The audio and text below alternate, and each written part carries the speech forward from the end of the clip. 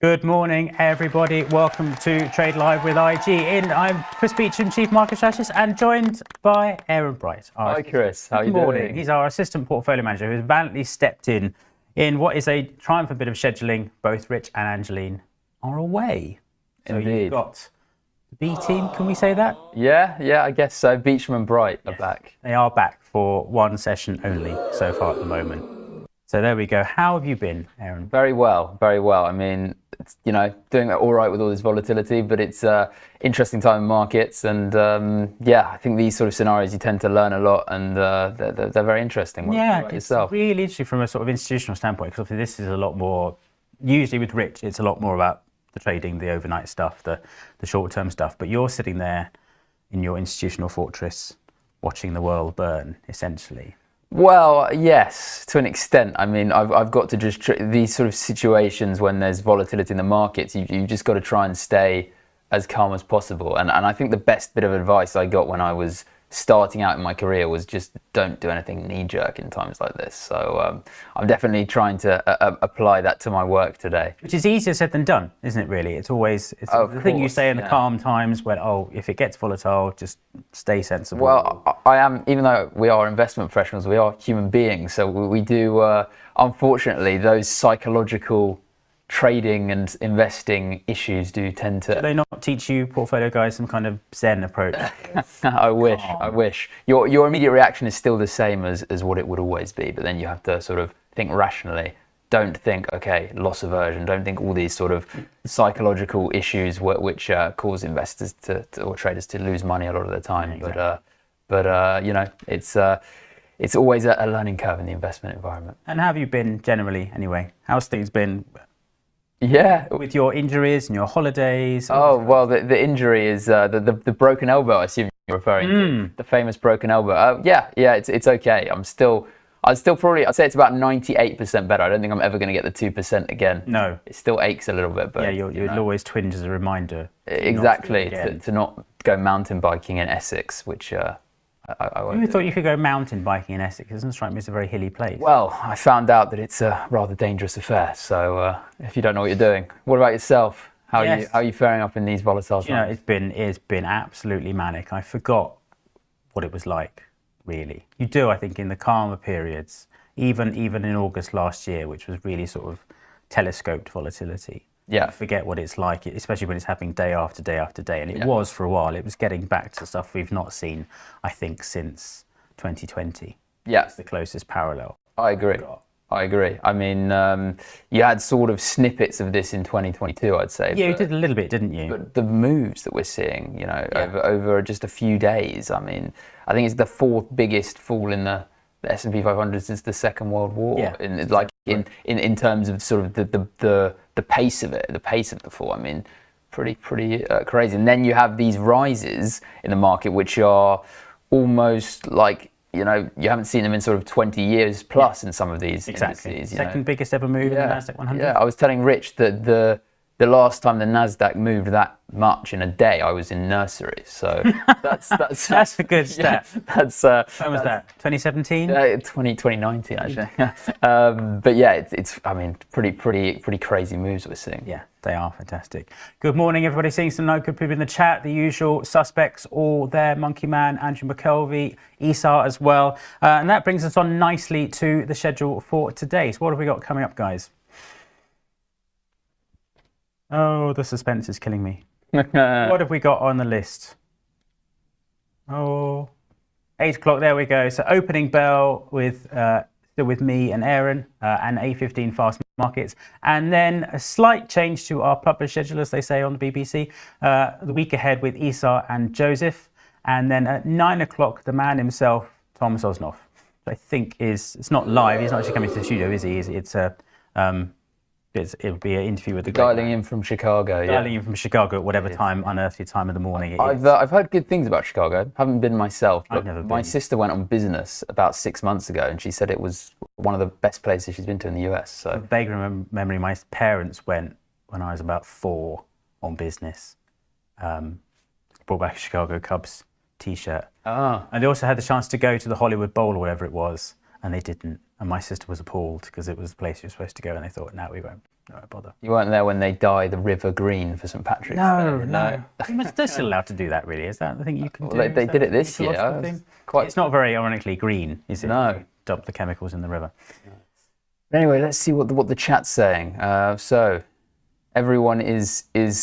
I saw some messages earlier where people were talking a little bit about gold. Yes, we should talk about. Well, should we do overnight action first? Should we go straight on to that? Let's do that. It's slightly early, but let's go straight on to that. Thank you, guys. Moving overnight. If we go, let's talk about gold first. How many record highs is this now for gold? I mean, it's just relentless, really, I would say. Get this on a wider screen there. We're looking at sort of the moves in gold. I mean, I've seen so many charts about gold recently, and it's you're actually seeing sort of outperformance of many equity market indices over long periods as well. Yeah. So I think post 08, now I think the gold miner index, just given the really significant moves we've seen in the past couple of years, and bear in mind the gold miners is basically leveraged gold, right? So yeah. You get those big moves. Well, I always think they're better for investors because you get the gold exposure, but then you get the dividend that goes with it. Yeah. That would be my thinking. And the volatility. Yes. Right? So yes. And the leverage aspect of the companies. So it's like any leverage. Well, even though there's no underlying leverage to it, it's a more volatile thing. And when it goes well, it can go really, really well for you. Yeah. But I was talking on this channel actually recently, saying how I was investing in these professionally in our portfolios where I previously worked because we couldn't access a physical gold ETC. So it worked as some really. That year was it was 2022. So there was a really big rally to start with, and then it sort of came down quite sharply. So, but we got all the downside plus a little bit more.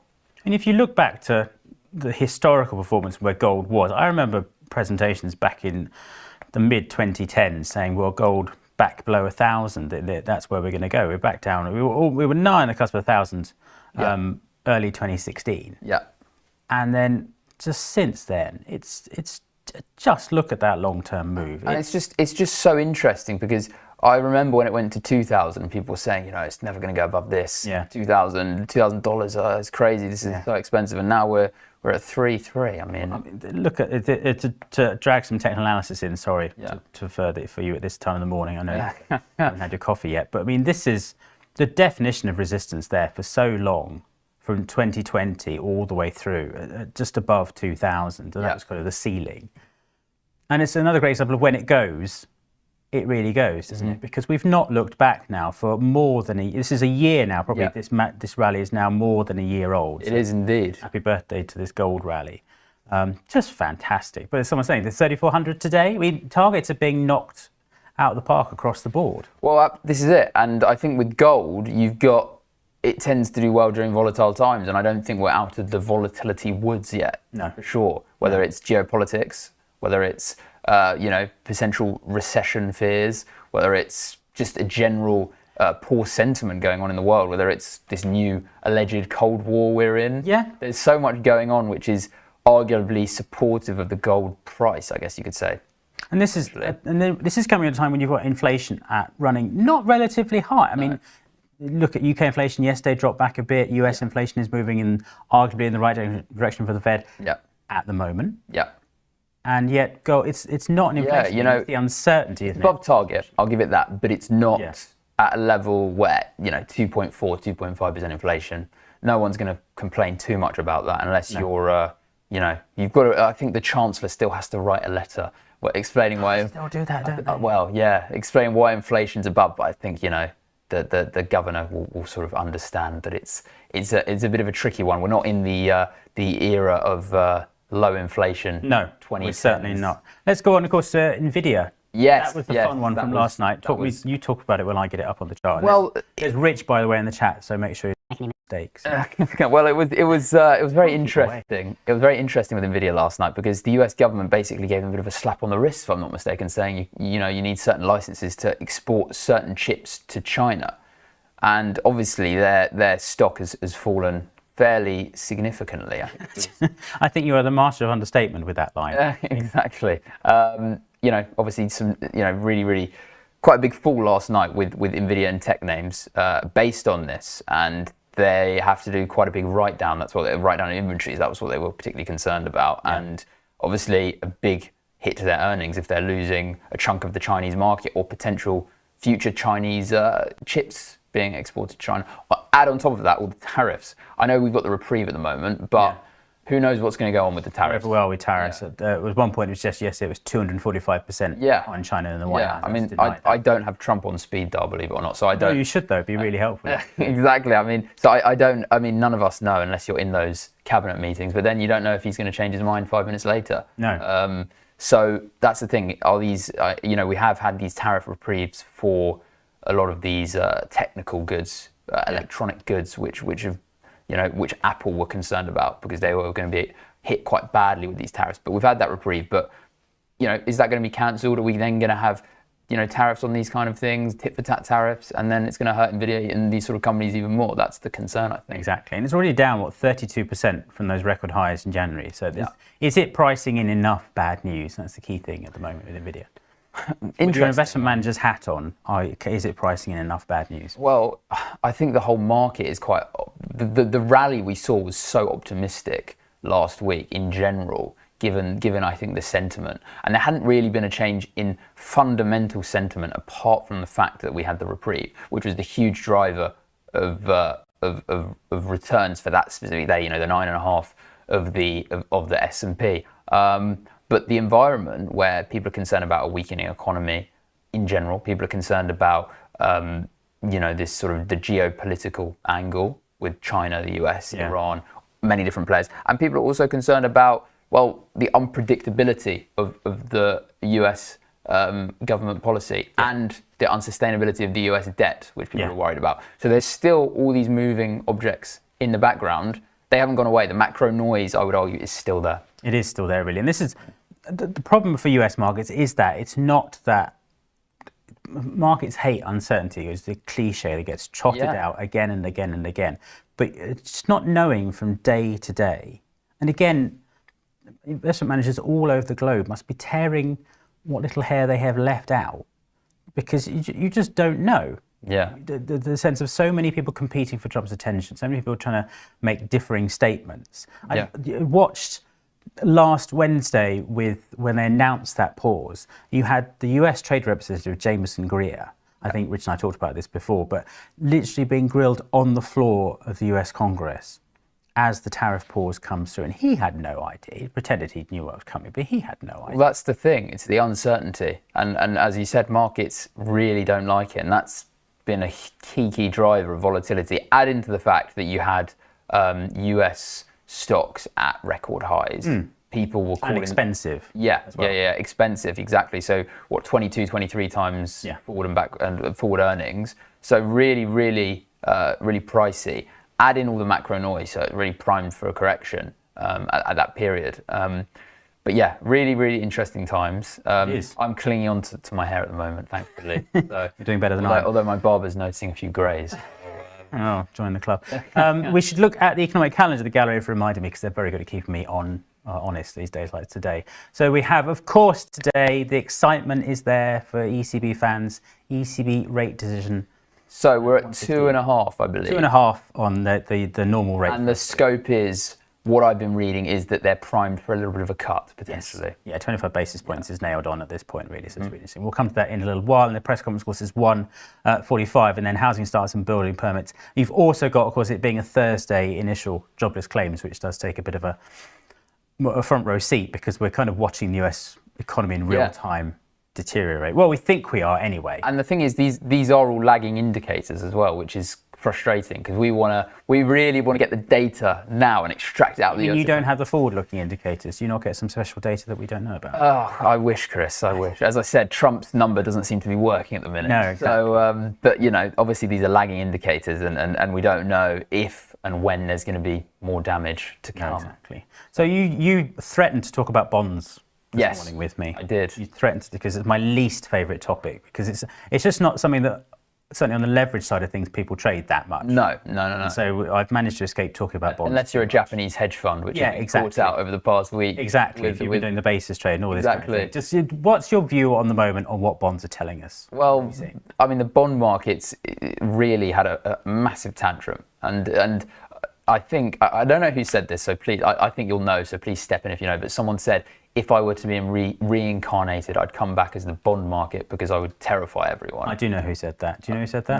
No. It's James Carville, who was Bill Clinton's strategist, because I trotted that one out last week. Oh, did you? With Rich. Yeah. Oh, brilliant. It's absolute. It's the one everyone was quoting last week was, yeah, you want to come back as the bond market. Absolutely. Absolutely. And that's the thing. I mean, we've seen bond market just go up and down like crazy pretty much over the past month or so. We've seen yields down, we've seen yields up, but we've seen huge upward pressure in yields, even though they're not acting as this sort of safe haven asset, which they traditionally do.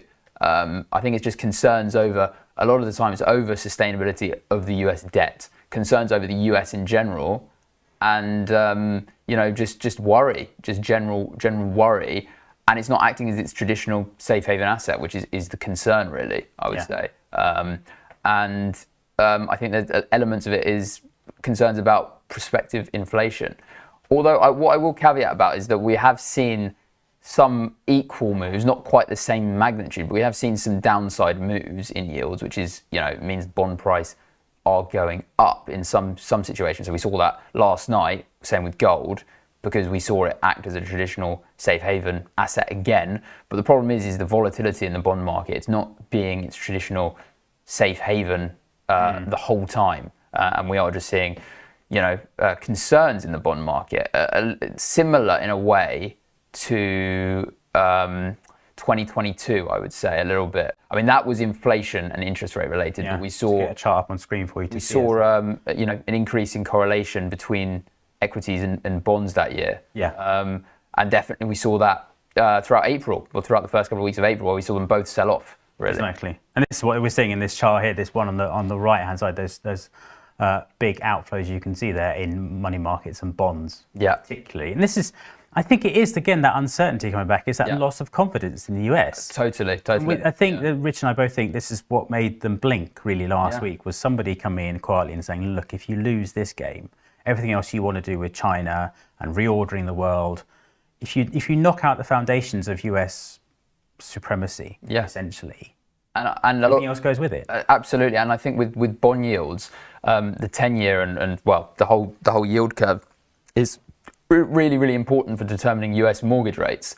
And if you've got a bond yield skyrocketing, you're going to have US consumers, even though they tend to lock in thetheir mortgages for a lot longer than they do, don't they? So all this talk about, it hits mortgage payments, it doesn't really, because they've all just fixed for new home buyers, it's going to be harder, and it will, put a little bit of pressure on the US housing market. Not as much as probably certainly the UK and continental Europe, but not great stuff. I love Esau's comment in the chat. You come back as the dot plot, a centre of attention and poorly understood. 'Cause every time the Fed meeting rolls around and they talk about the dot plot, I have to remind myself what it means. It's just one of the things that doesn't stick in my brain. It looks great. It does. And then you have to, what on earth does it mean? Exactly. Yeah, there's a lot of unpacking at these with their diagrams and stuff. But we obviously heard Jerome Powell speak last night, and that was quite an interesting affair. Yeah, that kind of flew under my radar last night. I confess I was out, so I didn't miss it. I mean, all the memes were back out last night about Jerome Powell. Maintaining current interest rates while awaiting greater clarity. Sorry. No. This is the thing, isn't it, really? We all need clarity. He basically confirmed that the Fed isn't going to get involved to boost markets. So can we expect a post from Trump today on that topic? Oh, I would imagine quite a fiery Truth Social comment. I mean, if I was a betting man, I would probably place a bet on Trump. Time to cut rates now, that kind of thing. Something like that, or criticising Powell, saying rates too high with 10 exclamation marks. Look, we've already ruined the US economy. Why don't you cut rates? Surely that's the logic behind it. So that really interesting event last night in that sense, that we heard him speak, and we basically, he came out and said, don't expect the Fed put, not in those exact words, but don't expect the Fed to come to the rescue if you've got an ailing stock market. It's a different situation to where we were in 2020. It's a different situation to where we were in 2008. We've still got this lingering inflation, which he went on about as well. So somebody in the chat, here's your moment. You've come. This Funky Gibbon says dot plot needs further explanation, please. Aaron, go on. Tell us what the dot plot is. Well, why we should care. I'm intrigued to see how Google explain the dot plot. So, or ChatGPT, he says, furiously googling it. I mean, it basically chart up on that one. I mean, the dot plot is it essentially shows the sort of probabilities and projections, I guess you could say, showing where things are likely to go. But it is each dot on that is a committee member, isn't it? Exactly. So it kind of gives you. I mean, I guess it gives a flavour. That's the best way of describing it without, sort of going into sort of the statistical side of it. It gives you a flavour of where rates look like they're going to end up. And it's a committee particularly hawkish, particularly dovish, that kind of split down the middle. So each one of those is a person. If there's, for example, there's one guy there from, I don't know, this is December 2024, so things have changed since I'm just frankly Googling it. If you look by 2025, they were expecting rates to be around 3%. I mean, you get some really interesting pictures out of it where the dots are. They really come through. They're the equivalent, I think, of the Bank of England's infamous fan chart on inflation, which has the line where they think it is. So you can take that chart down now, guys. Where they think inflation is, and then there's a huge confidence interval either side, which basically says we haven't got a clue. Yeah, absolutely. I mean, it's what I tend to use the dot plot for is just looking, as I said, this sort of gives you a flavour of where things are heading in terms of monetary policy, and it's just quite interesting to see what they're predicting, because ultimately central banks are going to be quite data driven. I think Powell famously said that in 2022 when he gave sort of a kind of forward guidance of where things were going in terms of former US monetary policy back then, and then he got to a point where he said, look, I need to rely on the data now. So then people were looking data dependent. Exactly. Data dependent, that's the phrase, isn't it? Now we've got about 4 minutes for break, and we should talk about US-Iran oil prices. Can we do this in about 4 minutes? If you look at where we've got oil prices on the chart there, guys, you can see another strong day for US crude oil yesterday. Now, what was that? Was that the basis of demand figures coming through? I think it was partly that. I think so. And probably, I think, I would imagine the tariff reprieve has helped a little bit in the sense that the outlook on the US economy doesn't look quite as bleak, potentially, if you have the 90-day reprieve and if it gets continued and so on and so forth. But, I mean, we're still not at anywhere near where we were, some months ago in terms of the crude price. I mean, really, really down. Yeah, if you look at where we were. Significantly. Yeah. I mean, even if you go back to sort of 2022, we were sort of, I think, touching $100 a barrel, over $100 the post-Ukraine stuff. I mean, it was JP Morgan infamously said oil was going to $350 a barrel. Yeah.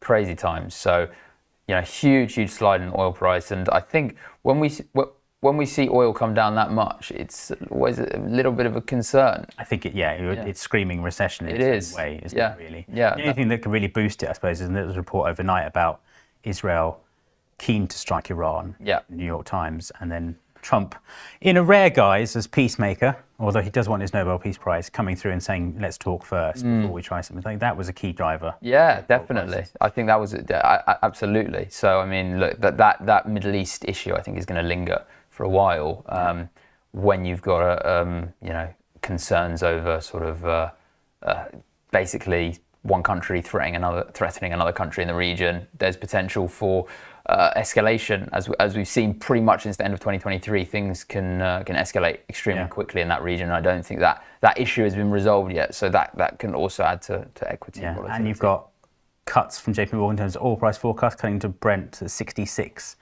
Next year. So if I get up my Brent chart there, you can see and if we have a weakening US economy, that's going to pressure it even further. Yeah, so roughly where it is now, essentially, but also cutting into 2026 forecast lower to 58 as well, so back down to where we were, which is obviously a long way away, and there's a lot can happen in that time. But very much interesting time for oil prices.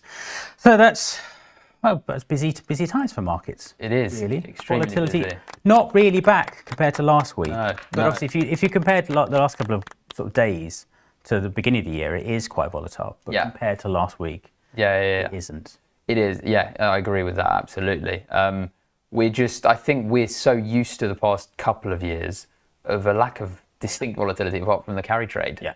So it really is back again. It's sadly refreshing. Yes, it certainly is. Interesting times. Good. I think that is Is that time for a break? I think that is. There we go. We're going to go for a 2-minute break and we'll see you in a couple of minutes.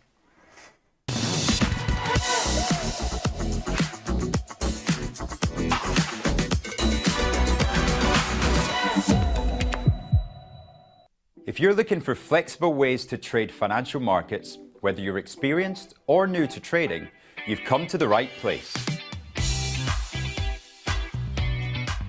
CFDs let you speculate on the price of financial instruments like shares, indices, forex, and commodities without actually owning them.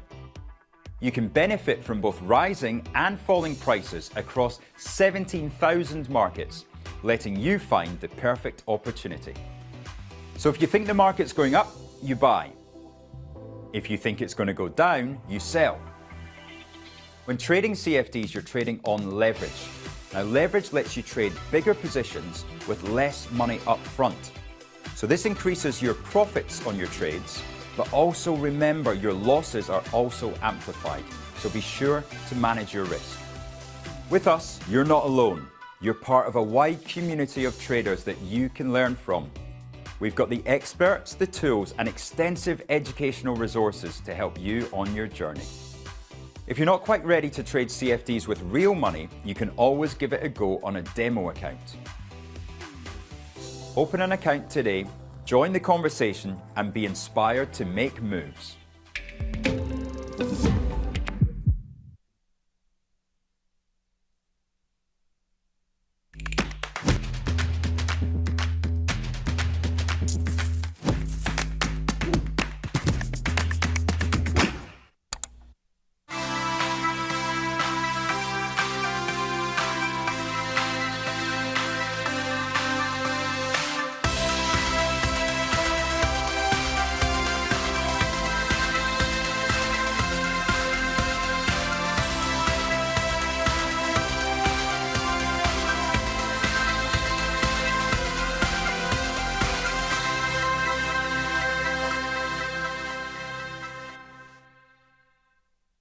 Watch Trade Live with IG weekdays from 7:30 a.m. on our brand new YouTube channel at Trade Live with IG.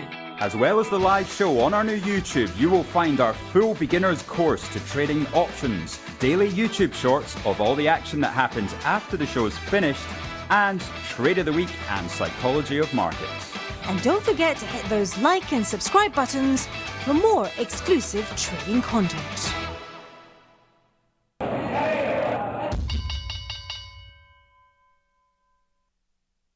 Welcome back, everybody. We're time for the opening bell. Are you ready? You have it poised? I've got it ready. Poised there. Excellent. Well done. So look, we're looking at FTSE.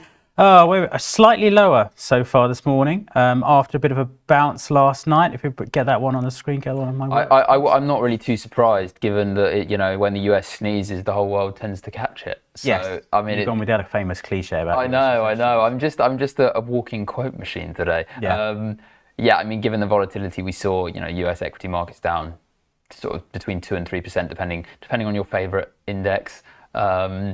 It's likely that Europe's going to follow, given the fact that these sort of implications were growth. I'd say it was a growth concern sell-off and sort of big industry-related sell-off, which is going to affect various different countries. Relatively stable, I think, so far in the session. We're just not seeing another fall. I think a lot of people are primed for another big drop. We're waiting for that flashpoint. Yeah, I think we are waiting for the next shoe to drop. I think this is the key thing, really. So looking at FTSE, let's go to Germany. Actually, that's not doing too bad this morning. No. DAX, because there's automaker tariff exemptions over the weekend, seem to be helping a bit, really. Exactly it. I would agree. Huge auto names in the DAX. I don't have a German car myself. I would like some of the nice German cars, certainly. But yeah, they're definitely going to be a relative beneficiary when you cut when you have the tariff reprieves. Yeah, should be interesting for European markets. This is holding up really well. I think the way they've come back a little bit, actually, is the damage is far less severe for European markets, and that's because they're still so much cheaper than the US. I think, really. So they're not pricing in so much good news, which is going to make agree with that. Less affected. We're only 20 seconds away now from the FTSE cash open. So I know, the excitement is almost palpable. 15 seconds apparently to the bell, I'm told, and the CAC as well. That has been a seesaw year. It has. For them. It has certainly Certainly indeed. Are you ready? Are you I am poised? I'm going to get it back in vision. You're not supposed to hold the bottom. You have to hold it from the top and do it. Oh. There you go. You've got to practice this. I know. Can you take that home with you over the weekend? Yes, that's my Easter revision. Bell. Usually I'm used to the bells where you sort of go like that. You ring them like that. Let's see what we've got so far coming through this morning. Opening moves. NatWest up 0.4% so far this morning. Can you see that there? Yeah. What else have we got? M&G up 0.2%. Anglo American also up 0.1%. Oh, let's just do the fallers. Let's get this in the right order. There we go. Oof, Fresnillo. Now, what I'm going to check on my ex-dividends while you're running through that. I'm just going to check on what we've got going ex-dividends. So Fresnillo down almost 4.5%. BAE Systems also down 1.5%. GSK down 1.3%. Oh yeah, Fresnillo have got an ex-dividend today, so that explains the final and a special dividend. So it's a fairly chunky, just pricing in the dividend there. Yeah, absolutely. And obviously FTSE 100 companies tend to have quite chunky dividends compared to some of the US tech counterparts. So big reason why many invest in some of these FTSE names for sure. London Stock Exchange Group down. Also on the list today. Sorry, I'm just going to match as we go. So down 1%. I always found that, I remember when I first saw the London Stock Exchange is listed on the London Stock Exchange, a bit of a inception level thing, but quite especially, of course, they're called the LSE as well. So it's confusing when you're talking about the university. Let's flip to the other end of the spectrum. What's actually going up this morning? We'll talk about Sainsbury's in a minute. Up 1 point nearly. It started out fairly strong, just easing off. You can see that rally into the results. Yeah, always brilliant rally there. Kingfisher, St James's Place, JD Sports still doing quite nicely. Yeah. Relatively muted open. Yeah, I was going to say the gains we've seen are pretty lackluster. But a gain is a gain, and I'm sure these equity holders would prefer that than seeing red for sure. There you have it. Can I make my list bigger? Oh, that requires me to zoom in again. That's going to be a bit fun. I'll try and do that as I go. But let's talk about Sainsbury's. Let's talk about Sainsbury's numbers this morning. Indeed. We can find what was the RNS on that. They were full year figures. I did quickly scan the RNS this morning. Very positive, I'm guessing. They were so far. Let me just. There we go. I predicts flatlining profits as supermarkets brace for price wars that we've got right at the moment. Vow to remain competitive. Interesting time for these supermarkets. Definitely. Just over £1 billion in profits for the 12 months to March 2025, but also, of course, it's sustaining its strong competitive position. This is the key thing with these supermarkets, isn't it? That your margins are so thin that you are really fighting for every last customer. Oh, definitely. And we've seen a lot of, particularly last month, if we talk about US supermarkets, Costco, Walmart, they faced a little bit of pressure for sure because they were concerned about, increased costs with tariffs and just general rising costs, which had been eroding away at their margins. So they've been giving some poor guidance, and it's going to be quite interesting to see when they do their earnings report, because you very interestingly sent me something yesterday about United's earnings. Yes, they are. I think we chart off, guys, for just for a second when we go to talk about United. Yes. They've taken the first step here with they're giving you two scenarios for earnings. One, if things go well, and one if things go badly, which is for a top line. So angry Trump and peaceful Trump. Yeah, recessionary scenario,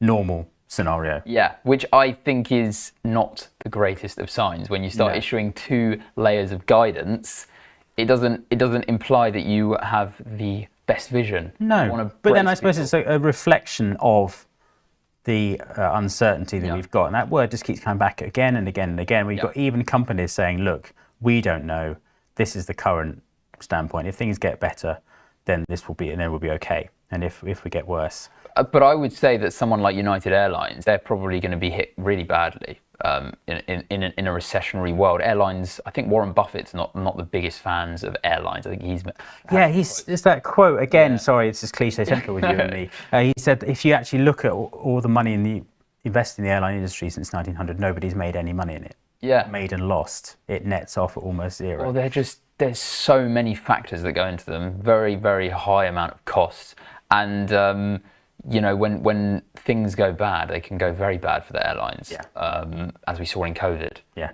You had basically all the oil price contracts locked in at high levels. You had customers obviously not being allowed to travel, so you had those shoot down. I mean, we saw some huge moves. I remember EasyJet and Wizz Air during the COVID days, down sort of 50%.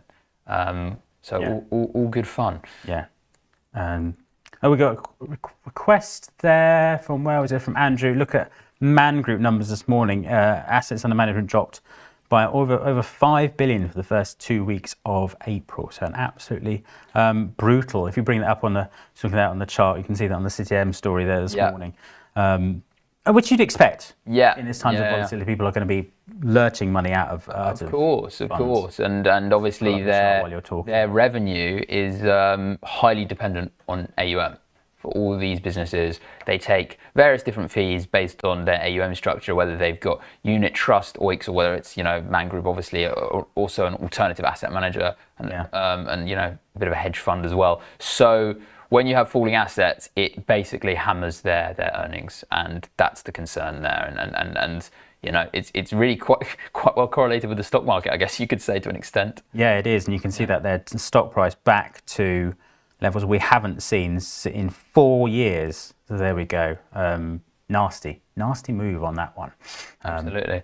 Izzar made a very good comment. Double guidance feels worse than no guidance. I agree with that. That's probably true. Yes. Yeah. There's always that kind of voice. I mean, Axel would kill me for saying this, but technical analysis, if good things happen, then it might go up, and if bad things happen, it might go down. So it's kind of thing of, yes, I know if the bad outlook is just insurance. Yeah, because you're almost like scaring people. Yeah. If you're saying, well, this could happen, so brace yourselves for basically a fall in our EPS. Yeah.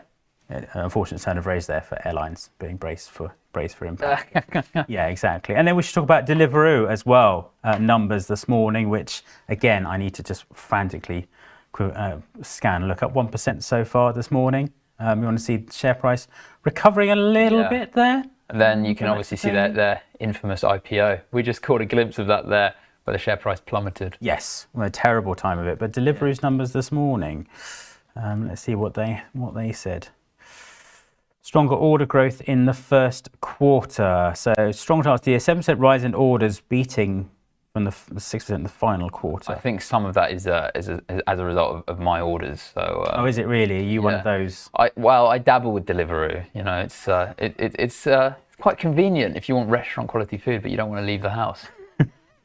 So I get this is the stuff they really pay for on this program, isn't it? Really? I'm part of their positive earnings, I guess. But it hasn't done much to the stock price. I mean, that is the very definition of a downtrend. It's so elegant.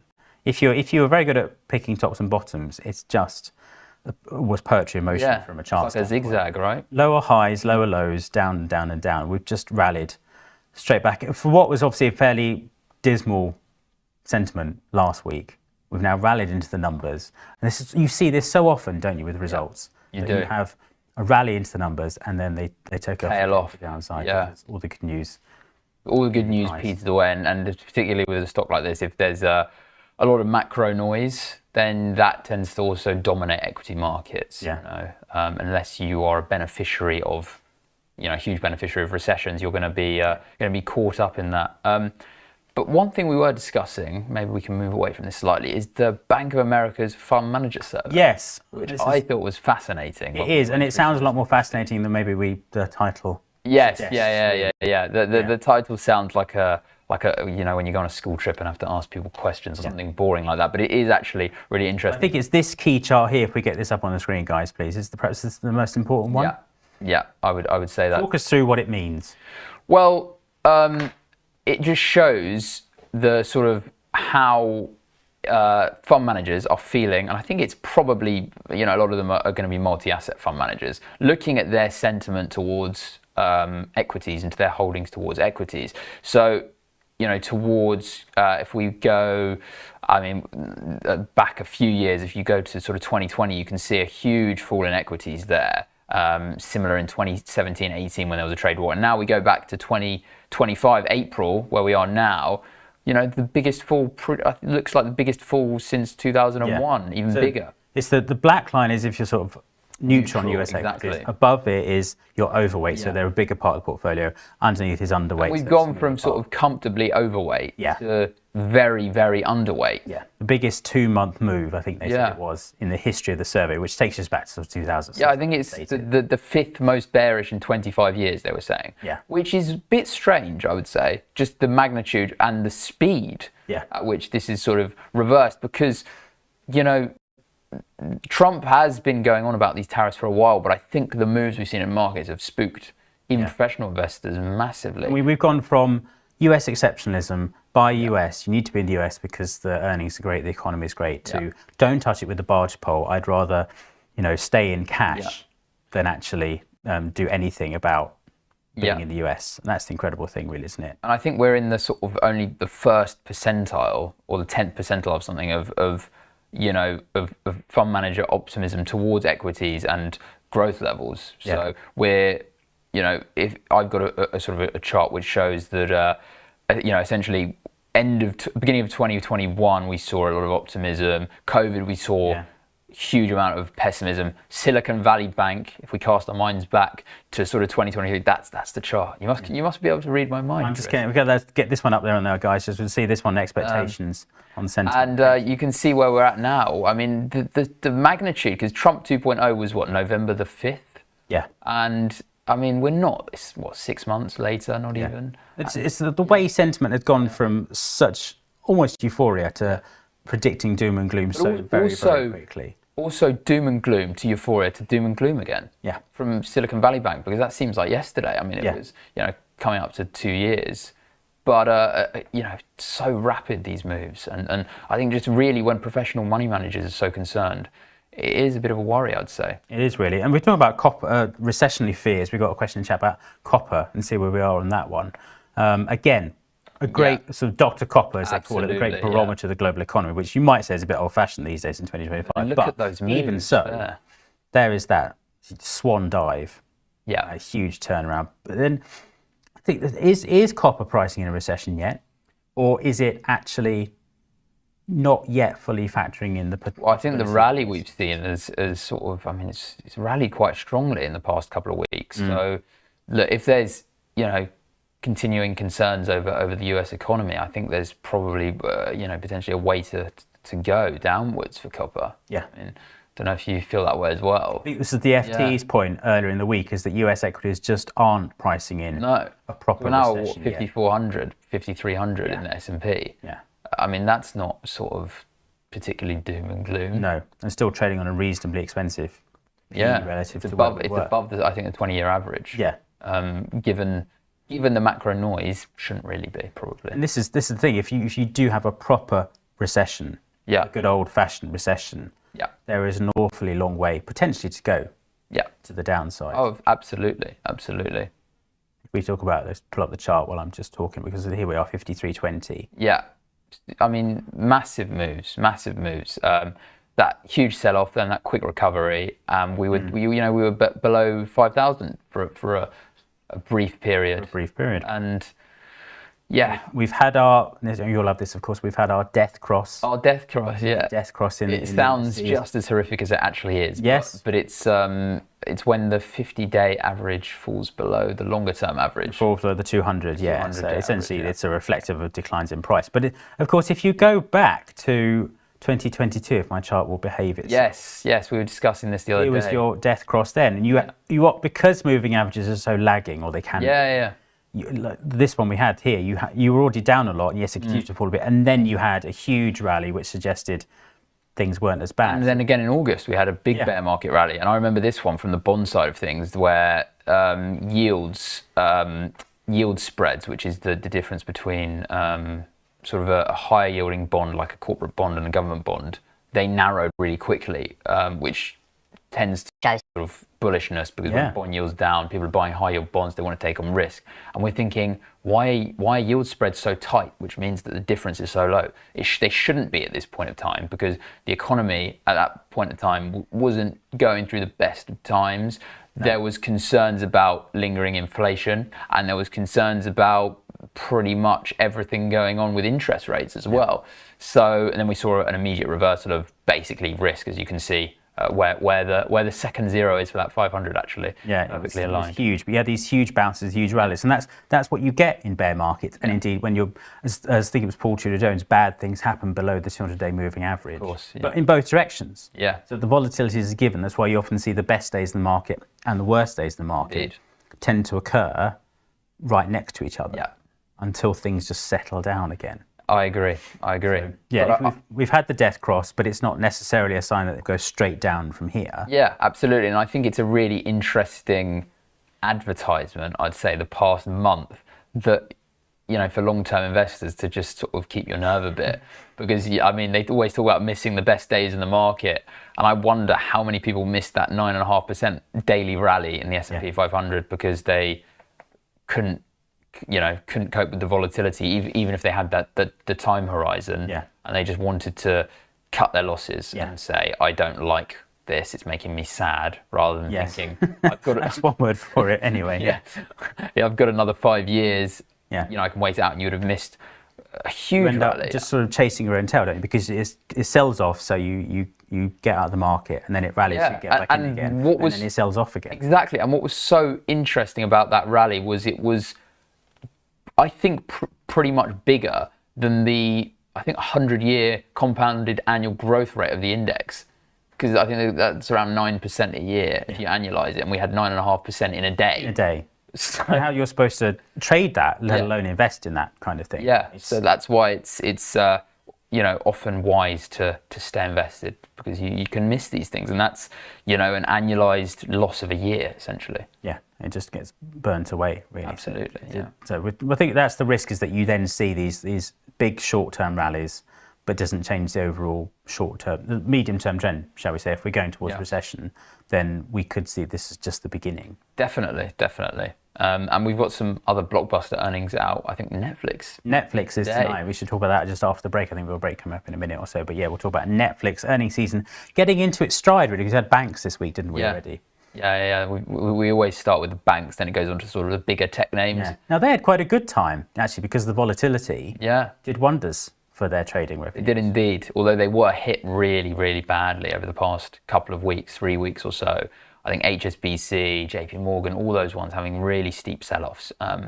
But interesting to see, and also earnings are naturally always going to be backward looking. Yes, and this is the key thing. It's always everyone saying, well, we don't really care about the earnings at the moment. It's the outlook. Absolutely. It's this guidance, and are we going to get double guidance? Yeah, how many people follow United? Good scenarios and bad scenarios. And it's on the screen. That's the XLF, the Financial Sector Spider ETF that tracks the sector itself, and you can see that awful period they've had. Really nasty period, absolutely. Yeah, after what has been actually probably their best period since 08, I'd say. Yeah, you had a fantastic run for the sector. So in some ways, they were just due an awful period. Yeah. Which is the kind of trite thing I tend to say at times like this, because it's gone up a lot, therefore it has to go down a lot, or at least go sideways, really. Yeah, back in vision on that one. And I think we are ready to go for a break on that, and then we'll talk about Netflix in fast Looking forward to it. See you in a sec. Watch Trade Live with IG weekdays from 7:30 a.m. on our brand new YouTube channel at Trade Live with IG. As well as the live show on our new YouTube, you will find our full beginner's course to trading options, daily YouTube shorts of all the action that happens after the show's finished, and Trade of the Week and Psychology of Markets. And don't forget to hit those like and subscribe buttons for more exclusive trading content. Do you like the sound of tax-free trading? Well, that's exactly what spread betting enables you to do. This tax-free way of trading lets you speculate on the price of over 17,000 financial instruments, like shares, indices, forex, and commodities, without actually owning them. With spread betting, you can benefit from both rising and falling prices, letting you find the perfect opportunity. So if you think the market's going up, you buy. If you think it's going down, then you can sell short. Not only is spread betting exempt from capital gains tax, but it's also commission-free. All you pay is the spread. With us, you're not alone. You're part of a wide community of traders that you can learn from. We've got the experts, the tools, and extensive educational resources to help you on your journey. If you're not quite ready to trade with real money, you can always give it a go on a demo account. Open an account today, join the conversation, and be inspired to make moves.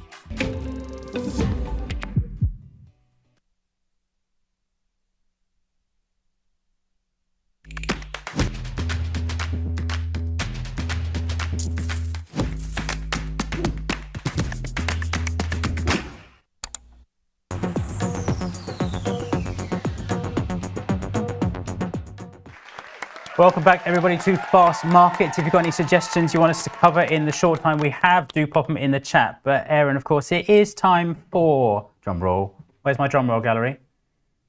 Oh, you don't have it. I'll do it myself. Do everything yourself. Netflix earnings tonight. The first of the big. Oh, we got a sigh. The first of the big tech earnings. Indeed. And I would argue, as many analysts have been arguing about Netflix, is that they are one of the best positioned for this sort of scenario, because they've got a really strong subscription model. Yeah. Are they the non-tariff guy in the Magnificent Seven? Or well, yes, I would say so. I mean, I don't know if there's going to be censorship in some of their titles in different countries, but yeah, I mean, I would say that they're one of the best positioned big tech names amid this uncertain economic environment. Yeah. Their strong subscription model, and you've got always big names coming out on there, so people will sort of lurch to a a particular film or a TV show. It will dominate the headlines. I mean, we've had was it not Euphoria? What was it? The one recently, Adolescence. That's the one. Have you watched it? I haven't actually. You've not watched it? Have you watched it? No, I've not watched it. So I've been told by many people that I should watch it. Okay. So pricing an 8.5% move for Netflix, by the way, everybody.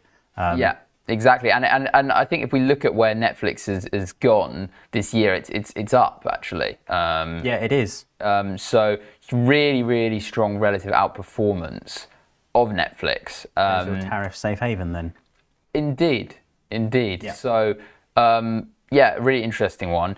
They're expecting obviously an increase in their earnings per share of something like 40 cents per share. Okay. So 5.68 there.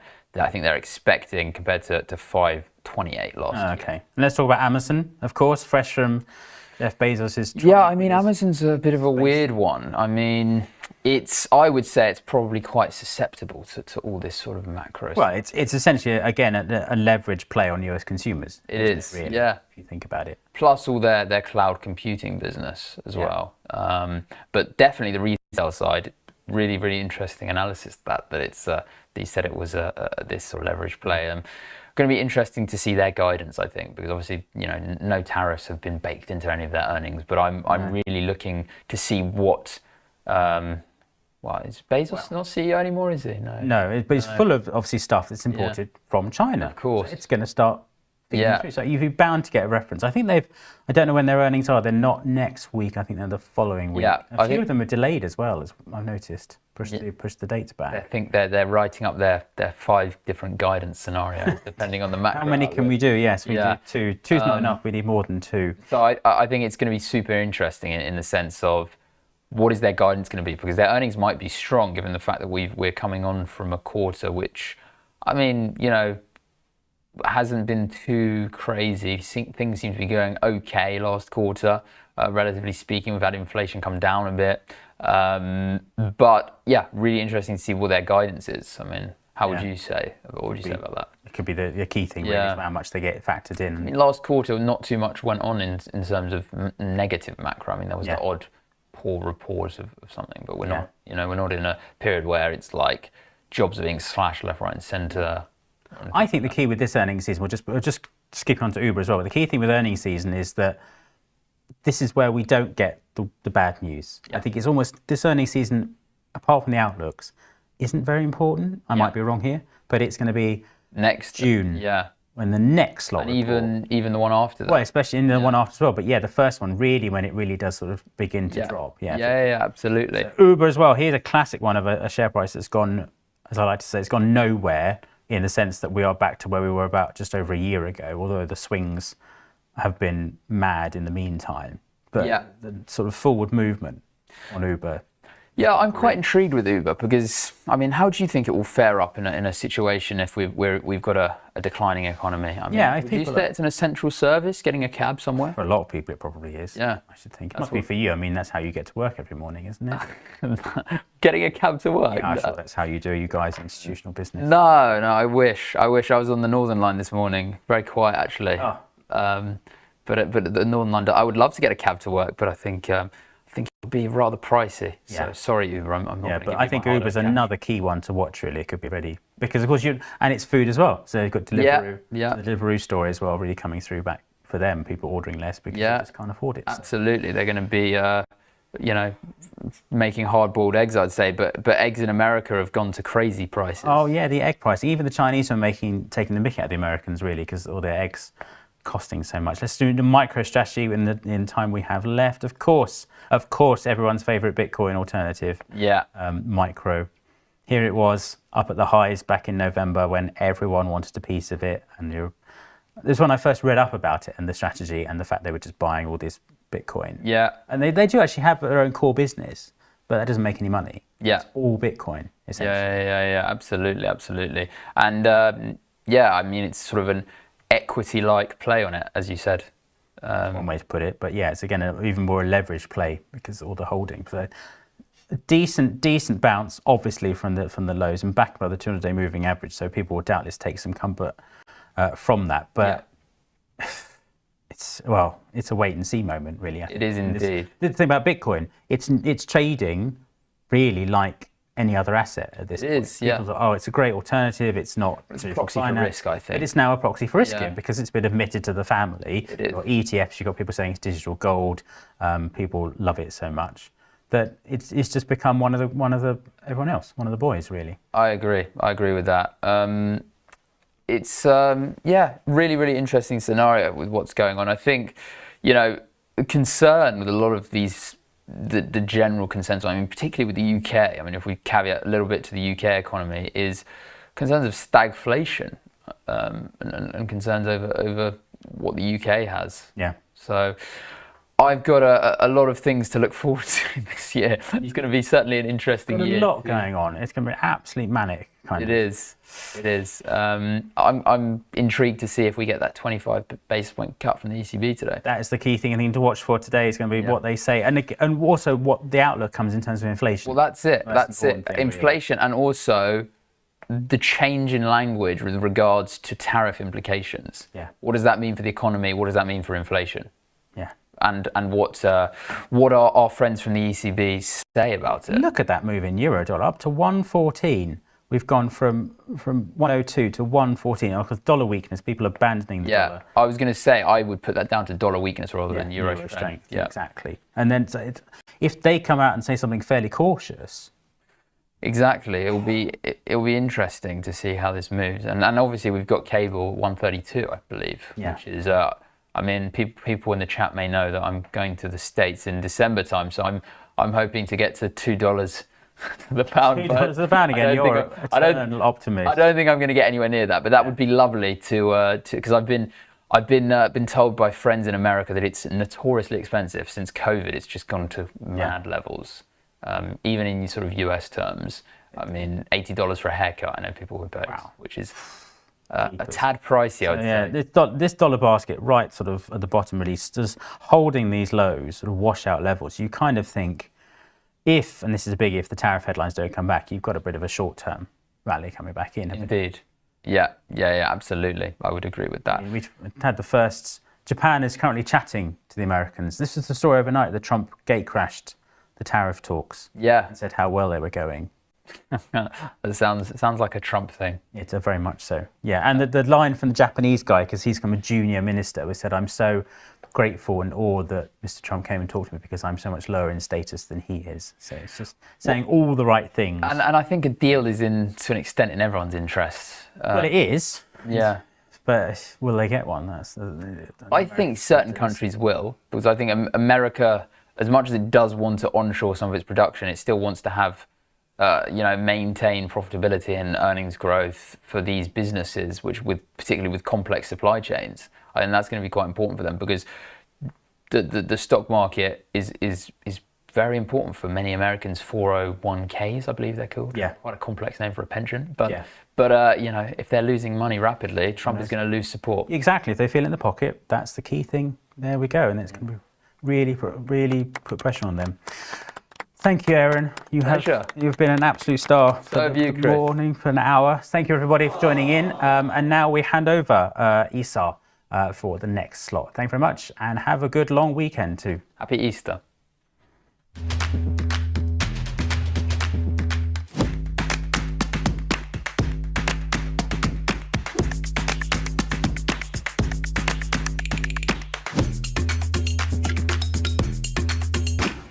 Welcome to the exciting world of options trading.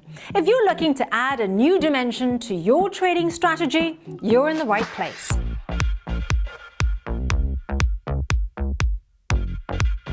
Options trading offers unique benefits that can elevate your investing game. With options, you can protect your portfolio against market downturns, essentially creating an insurance policy for your investments. Now, what sets us apart is our commitment to your success. We provide extensive educational content to help you understand options trading inside and out. And with our 24-hour servicing, support is always just a call away. But that's not all. Options also allow you to generate income from your existing positions. Strategies like covered calls let you profit even when your stocks aren't making big moves. Options also shine when the market isn't following a clear direction, whether prices are rising, falling, or staying flat. There's always an option strategy you can use to potentially benefit. Now, we offer two ways to trade options: listed options for US shares, ETFs and futures, and over-the-counter options through spread bets and CFDs. Both types give you the ability to take various market positions. So, ready to explore the potential of options trading? Well, open an account today and take your first steps into this dynamic market. Remember, while options trading can be rewarding, it comes with risks. Always trade within your means and never risk more than you can afford to lose.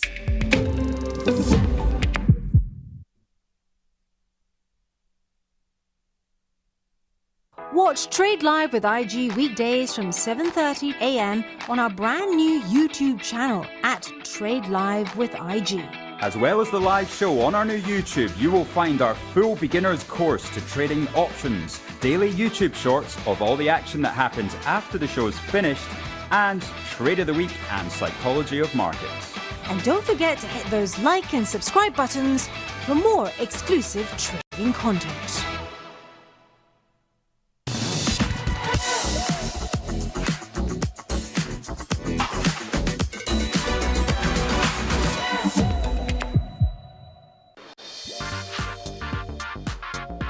So today we're on set filming our latest ad campaign for IG Invest. IG Invest is the latest innovation from IG. It's aimed at those who are interested in investing or maybe have a bit of knowledge but want to become more experienced. And what we've done is created a really beautiful, easy to use app, and now we've got to publicise it, and that's what we're doing today and trying to capture. So we worked on this ad campaign with Otherway, who are our creative agency.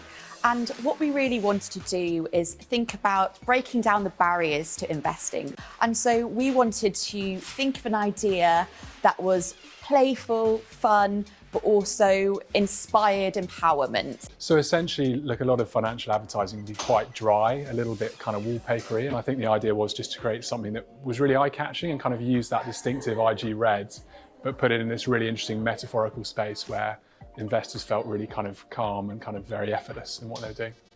So my work is colorful, it's poppy, it's quite surreal, and I think this is one of the projects that is a perfect match. It's really nice to have a company that's very brave in their approach, and I think as a creative, as a potential target audience of the whole thing, I think it's going to work very well.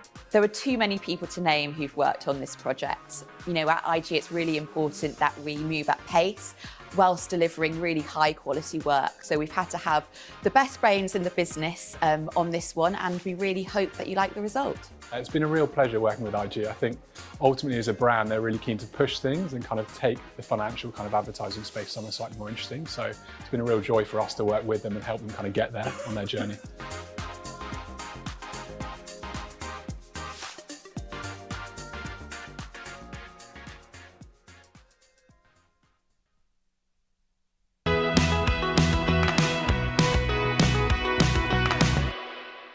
Hello, welcome back.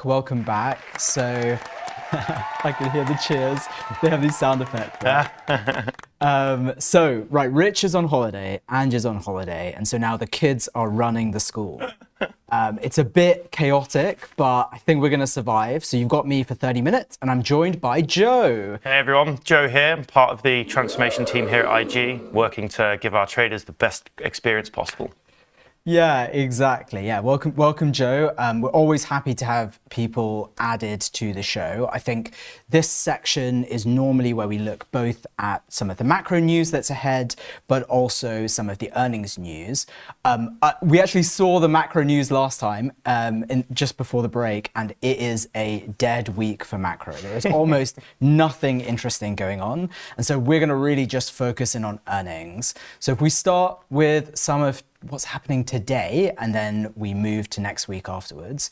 So today we have Netflix earnings. I think that will be an interesting one. That's really interesting. Yeah, I mean, they're often volatile post earnings, but adolescence, that show's been leading the national debate. Yeah. Everyone from the Prime Minister's been watching.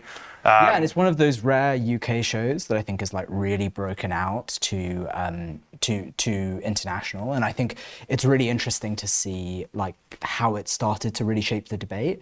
I think for me, Netflix is also interesting because last quarter we saw a massive amount of kind of live events that Netflix was investing in. So for example, there was the Mike Tyson Jake Paul fight. And so the question for me is, if we look at those user numbers, are they staying stable, or are they kind of dropping off so when those live events are gone? And so I think that will be a forward look at whether Netflix is going to do live events in the future. Because if it's seeing a huge drop off, I think it's probably not worth the investment. But if they say kind of have a big spike and it plateaus, I think it's good for them long term. Yeah, be interesting for sure. Cool. Okay, what else have we got? So today we've got Hermes, we've got L'Oreal, we have Amex. I think Amex is maybe interesting. We've got some of the payment providers over the next couple of days, and that always shows a strong kind of indication of how consumers are feeling. But maybe let's start looking further ahead. While I pull that up, let's see what's coming in the chat. Monkey Man has said, as the adults aren't here, can you give your opinion on Vodafone? You know what's really funny? I like to troll Rich, who's the main host of the show, all about how he's like super long Vodafone. Yeah. I have awkwardly started buying Vodafone myself because it has a really, really solid dividend yield. It's quite a solid stock. So I'm only saying this because Rich is not on the show, but actually I am kind of bullish Vodafone. Okay, cool. So we're looking at the week ahead. This is a monster week for earnings. So yeah, you're right. After close on Tuesday is Tesla. Do you have any views on Tesla? I mean, it's always a big one. I think they've been non-stop in the news, since Trump came into play. Their stock's obviously corrected quite heavily of late, but super materially. I think it's down over 40%. Is that right? From their peaks. But Elon's, a bit allegedly stepping away from government, focusing back on the businesses. So, it'd be interesting to see what that looks like. Yeah, for sure. And I think what we've seen is slightly weaker delivery numbers than kind of the market had forecasted over the course of the quarter. And if we look at places like China, for example, demand for EVs is much, much lower. Someone in the chat has just said, oh my God, we lost Esau to Rich's. I will only say this while he's not on the show. And he's not, thankfully, not in the chat anymore. But sorry, yeah, so Tesla, slightly weaker delivery numbers. And so I think that's something maybe to be a bit worried about. Elon was, I will put it gently, a bit distracted. You can say that again. From several of his CEO roles.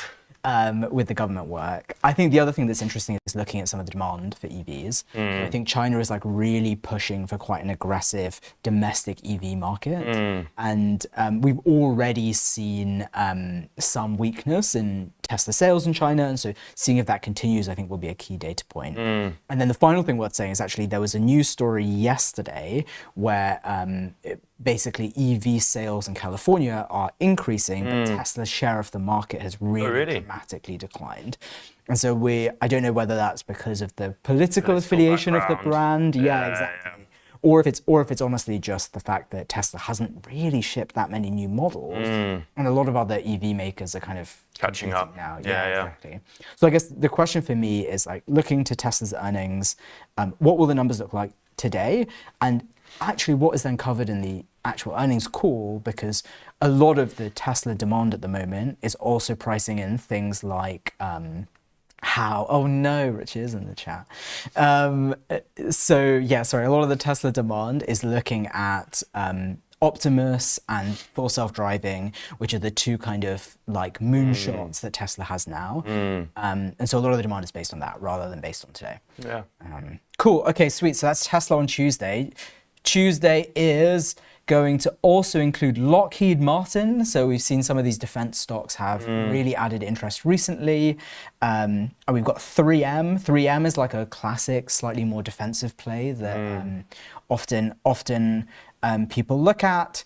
If we look to Wednesday, this is where stuff starts getting even more exciting. We have Meta. Meta is a huge mover on some of the past earnings. If you look at where Meta was maybe a year ago versus where they are today, they've had a really aggressive run up, even with the recent kind of slight cool down in the market. Do you have any thoughts on Meta? Yeah, no, it'll be interesting to see what happens. Again, one of the tech companies that's been close to Trump, and so I'm really intrigued to see how all these stocks are going to play out over the coming months.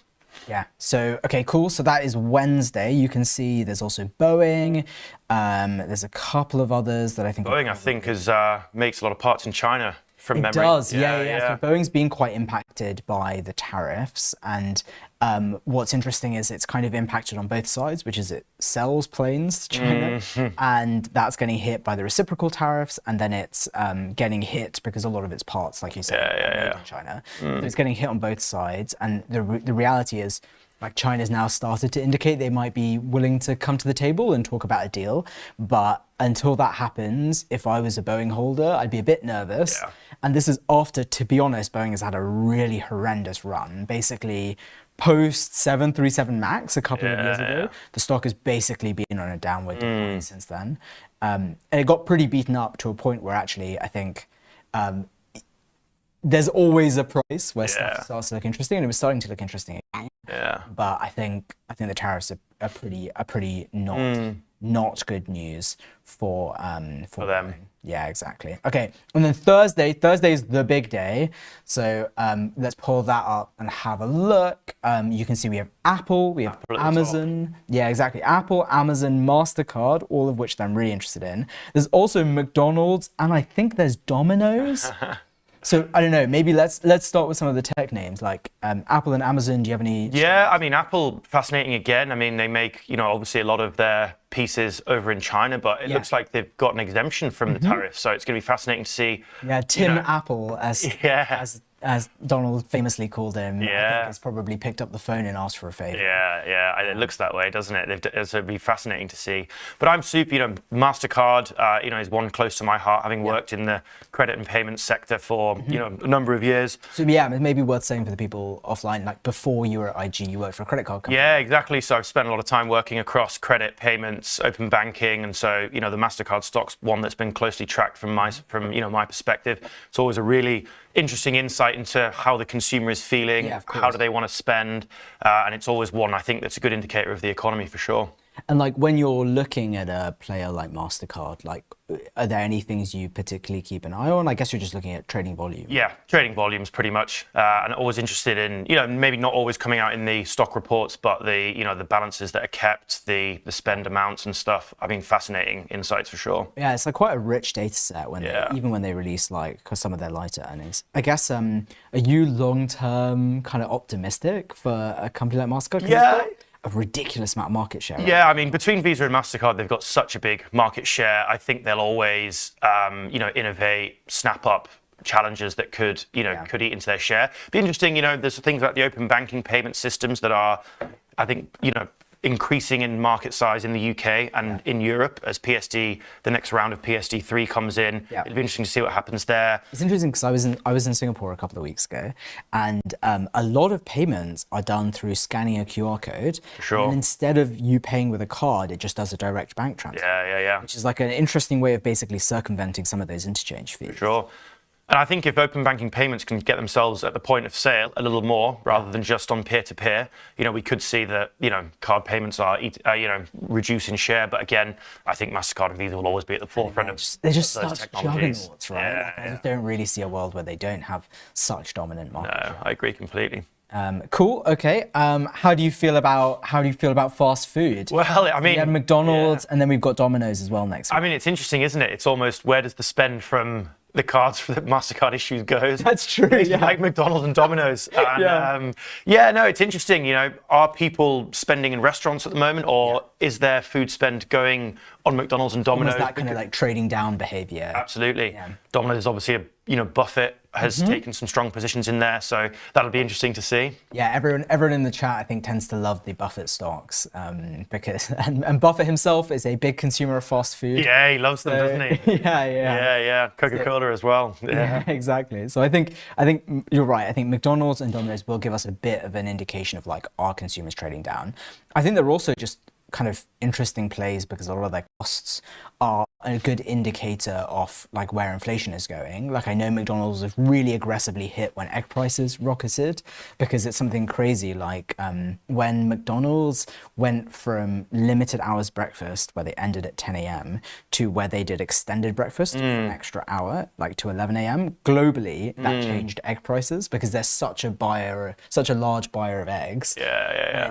It's just crazy to think that even one or two of these players is so like sensitive to those input prices, but also like able to shift those input prices. Yeah.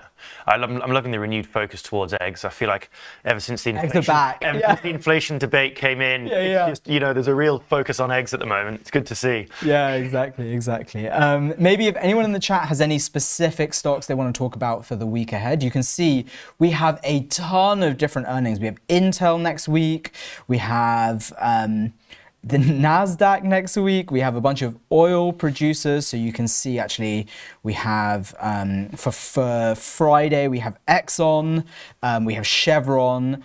I think if you look at where oil prices have been, I think we've really seen quite a material correction. So if I pull up oil, you can have a look at US crude.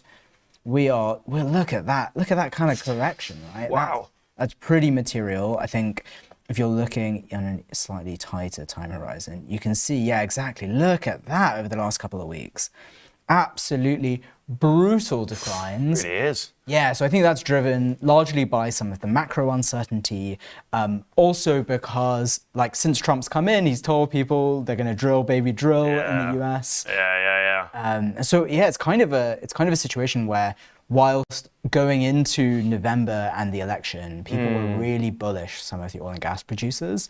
I think as Trump has actually landed, it's been a real example of kind of buy the rumor, sell the news. Like, all the new stuff that's coming out has been pretty material in terms of direction. Okay, let's have a quick look at the chat. So we're having discussions about Amazon and discussions about Tesla. So maybe let's spend a little more time on those two. So we didn't really talk about Amazon because Amazon was covered in the segment before, but do you have any views on like how Amazon is going to kind of... Well, I mean, just looking again at the political situation, Temu, a big competitor based out of China. I'm going to be fascinated to see, is there a shift away from Temu towards Amazon? That'll be interesting to see. What do you think? It's a tricky one, right? Because I think there's like the two sides of it. So one of their major competitors for cheap products is basically going to get super whacked, like really aggressively by these tariffs. Yeah. I think with Temu gone, there's like demand that is going to get displaced somewhere.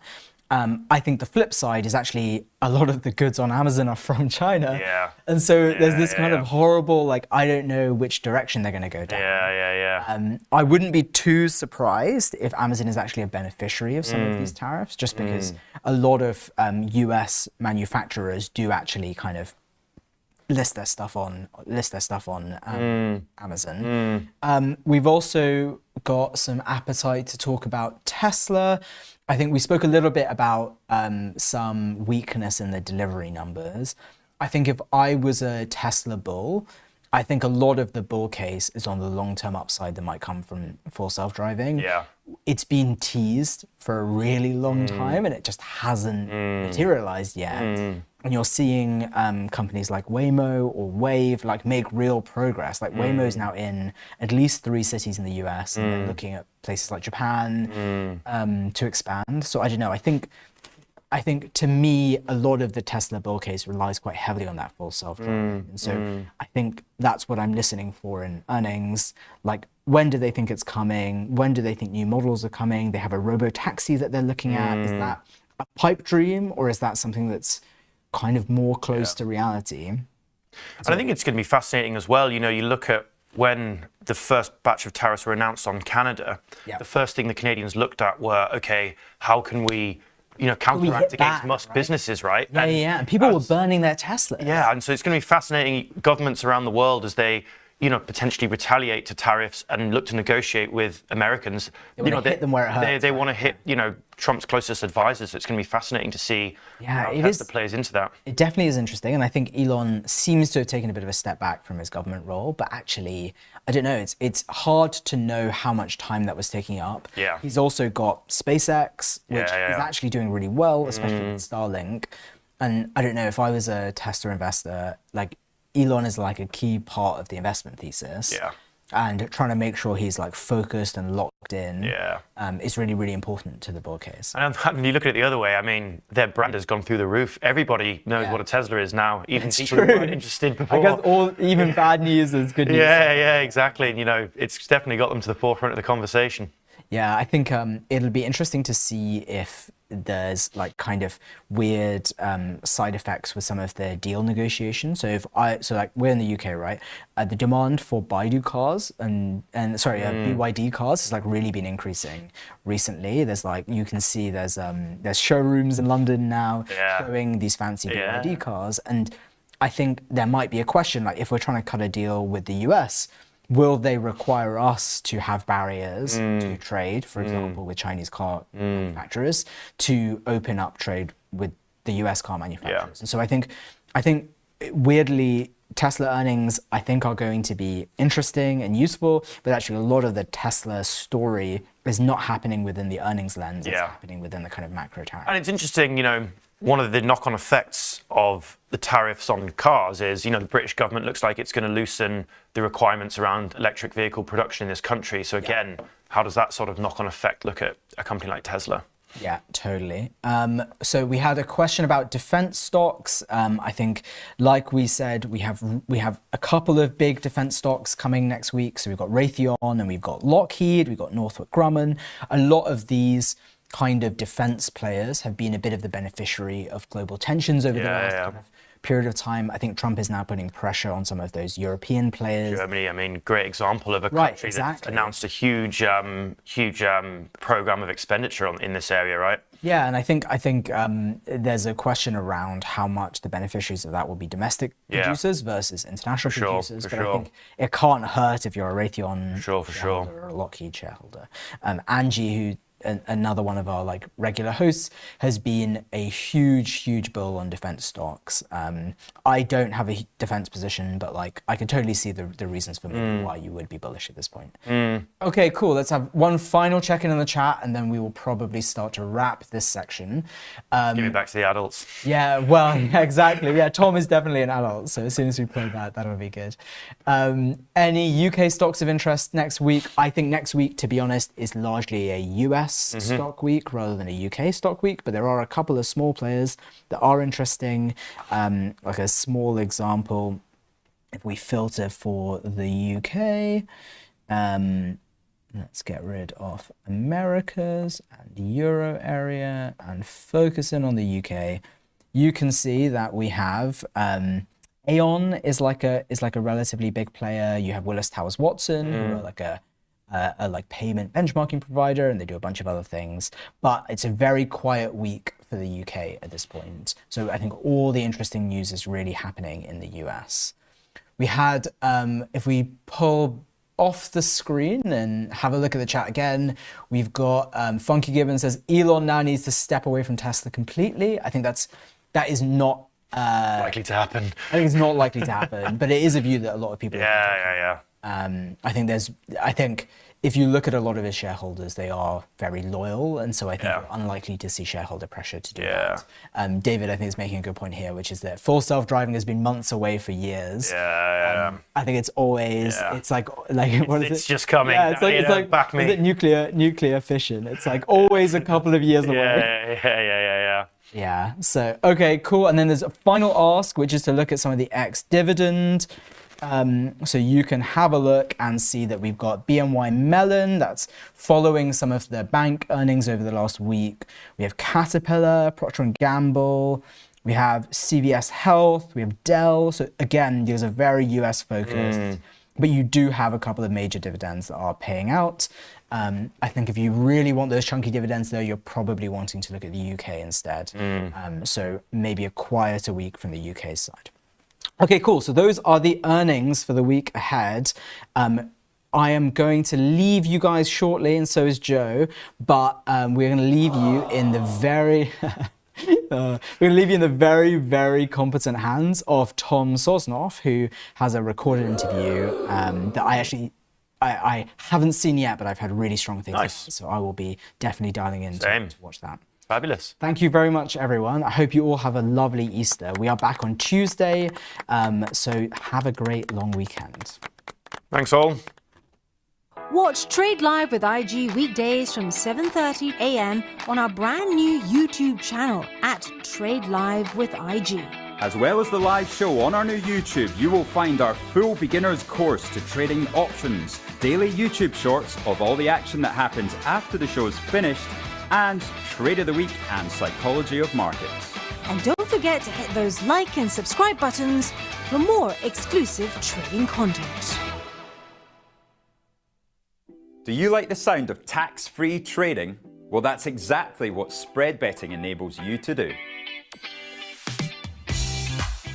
This tax-free way of trading lets you speculate on the price of over 17,000 financial instruments, like shares, indices, forex, and commodities, without actually owning them. With spread betting, you can benefit from both rising and falling prices, letting you find the perfect opportunity. So if you think the market's going up, you buy. If you think it's going down, then you can sell short.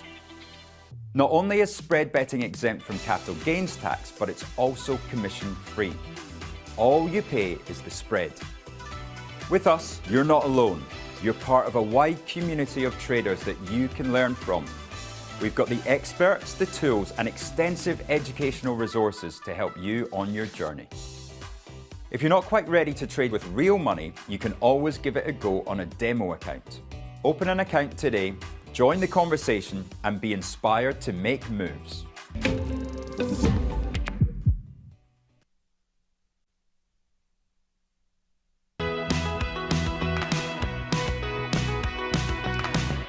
Today I'm joined by Tom Sosnoff, trader, founder, now grandfather, and the man who somehow turned option Greeks and risk curves into binge-worthy television. He's built billion-dollar businesses and a hugely popular daily television show. Friends and colleagues might call him opinionated to his face. They call him charismatic behind his back, cantankerous, and usually always right. Though he may say that's just the probabilities talking in his favour. Today, Tom's agreed to help us launch our brand new YouTube channel. In this interview, Tom Sosnoff, a very good welcome to you. Thank you, Rich. I think that was like we like to say, a CompuSalt, but I'll take it. I'm ready, man. I've been looking forward to this. Right, let's go. Let's dive in. So for those in the UK hearing the name Tom Sosnoff for the first time, please introduce yourself. I'm just kind of like, have you heard the expression gym rat? I have not heard that.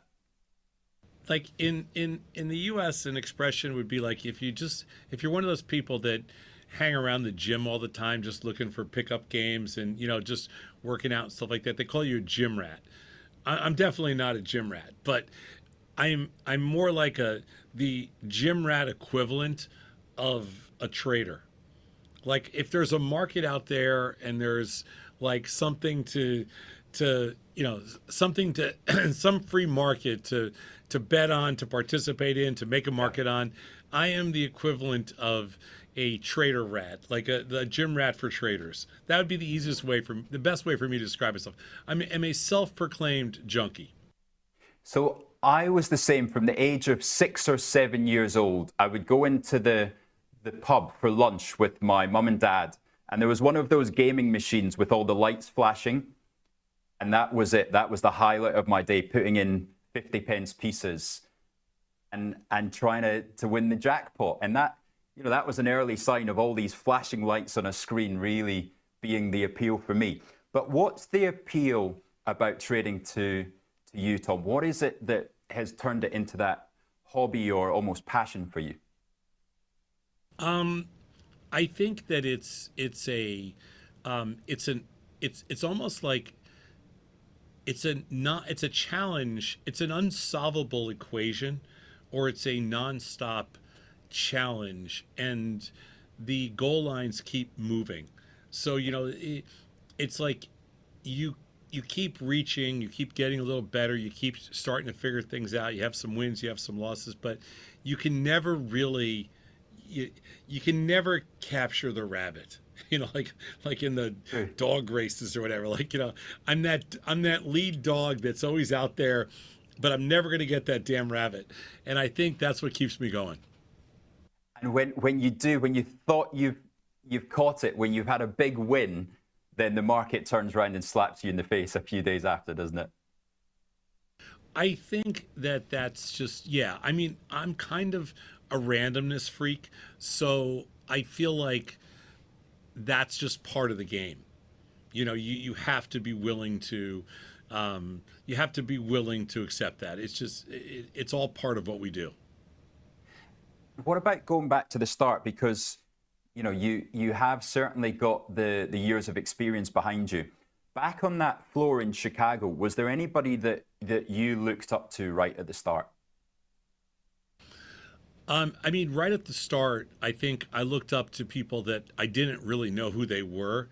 They just seemed to be, there was like local legends, so to speak. So they seemed to be faster, and I thought they were smarter than I was. They were definitely faster. They could do the math in their heads faster. And I didn't really know what was going on when I first started, so I would like kind of watch in awe. I'd watch some guy next to me make a couple $1,000s, and I was trying to make a couple of $10. Yeah. And I'm like, wow, that's impressive. I want to get there someday. But there was nobody that really mentored me or anything like that. There were definitely some big traders and some really fast traders that I thought, oh, these guys, this is cool what these guys can do. Maybe I can get there someday. And now, many would say you have got there, and you've taken others from around you on that floor into business. When I first started, I didn't have any money, and so somebody took a shot and bet on me. Some basically random stranger, and in a city that I didn't live in, didn't come from, whatever. And I always felt after that, I got to do the same thing. Like I got to take shots with random people too. And I think that's kind of what started it, throughout the years. And I think probably in the last, whatever it's been, 40 years, we've probably hired 1,000 people off the trading floor. Something close to that. Crazy number. And even, Beth mentioned that she was a receptionist was it at Thinkorswim? She was. We hired her, Beth, who's still, she's basically worked with me since she got out of college. So now it's probably been going on like 17 or 18 years. But the funny thing was, I met her dad my first day on the floor, and her uncle, her uncle and I were like really close friends for, we still are. So it's been, 40 years. So it's kind of crazy. Small world. That first job, the person that gave you the chance, was that Drexel Burnham Lambert? Is that right? No, no, no, no. That was some guy on the floor, some random guy. I didn't know him. I just met him, and traders back then, floor traders were very much like it was a small little world, and I think if you could help somebody out, somebody would take a shot. Because everybody there got a break somehow. Like the world of pit traders was not like you didn't go from Harvard or Cambridge or Oxford or Yale into the trading pits in Chicago. It was a broad mix of like alpha dogs and high school dropouts and it was just a weird mix of people that had flunked out of everything from boxing school to law school to all these different places. So it was this very eclectic mix of crazy personalities, and I think everybody kind of they would take a shot with you blind, which I loved. Do you know we've had two Here, visitors? the best way to describe it, Rich, way too many young people with way too much money is the way I would look at it. Back in the day, back in the day. And a lot of testosterone. A lot of testosterone. Yeah, way too much testosterone. So that became evident. We had two visitors come into IG in recent weeks, and both of them started work on the life floor. Now, the life floor, of course, London, Chicago equivalent, but it was actually in the building where IG now has its offices. So those three elevators that come up from the ground floor to where you get the elevator? So back when there was protests happening from the anti-capitalists, some of the anti-capitalists broke into the building and were halfway up the elevators, only to be met with 25 traders at the top of the elevators, pushing them, punching them back down. And that was, the guys on the London floor. And everybody was watching, of course, and cheering them on. Oh, I never heard that story before. That's cool. So, well, let's go current day then. When you wake up in the morning, what's your morning routine from waking up to coming into Tasty HQ? Should we take out the showering part? Okay. You can do that. Although a lot of good ideas come from shower. My brain works better in the morning, so I'm a very early riser. So I've been getting up 4 a.m. for the last forever, like crazy early. Back in the trading days, we used to have to get on the floor, down to the floor, sometimes 2 or 3 a.m. just to get our spots. Wow. And we would sleep in the lobby of the exchange building to wait for the doors to open so we could get our spots in the trading pit, because your spot was where the value was. Wherever you were located, you were closer to the order flow. But even when we built Thinkorswim and then Tasty, I'm a 4 a.m. person no matter what, and I like because my mind works better and I get a lot of stuff done between 4 and 6 in the morning, and then I come into work. That's incredible. And then when you do sit down and you're ready to trade, what's the first thing you look at to get a gauge of how the market is? Oh, I really just watch. I pretty much watch the market as close to around the clock as you can, but I just watch futures for the most part. The futures markets are 24/5, so I watch those. I have a pretty good feel for at least what's been happening, not necessarily what's going to happen, but what's been happening. And then once the market opens, then I kind of flip the switch and much more take the mode of option trader. And then we see you on air. You have sort of quite proudly say you don't really care what you're trading, because you've got a strict set of rules and guidelines that have been refined over many years with statistics backing them up. First of all, how many trades do you do in a day, roughly? I have a full-time job, so it's hard, but I'd say most days 75 to 100 would be like an average.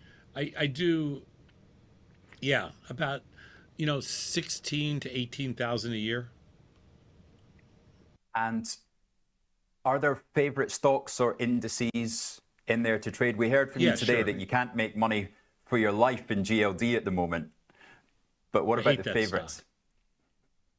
I mean, I just having a hard time in gold, but I trade anything that's liquid, so I'm pretty indifferent. I mean, there's a couple stocks I just don't do very well in, but for the most part, I trade anything that's liquid, and it really doesn't. I don't distinguish that much. I mean, of course, you know, we all have stocks that we think we do a little better in, but I prefer the most liquid underlyings, no matter what. Apart from illiquid products, then, is there anything that you would not trade, that you wouldn't touch?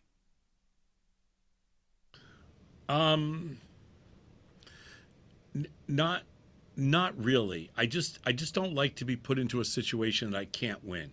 So I don't touch, I don't put any serious money, for example, in sports betting, you know, or casino gambling, because I know that the odds are so bad. In the financial markets, I feel that it's a pretty level playing field, so I'm very comfortable. And what helps that level playing field? What takes you into the probability of winning?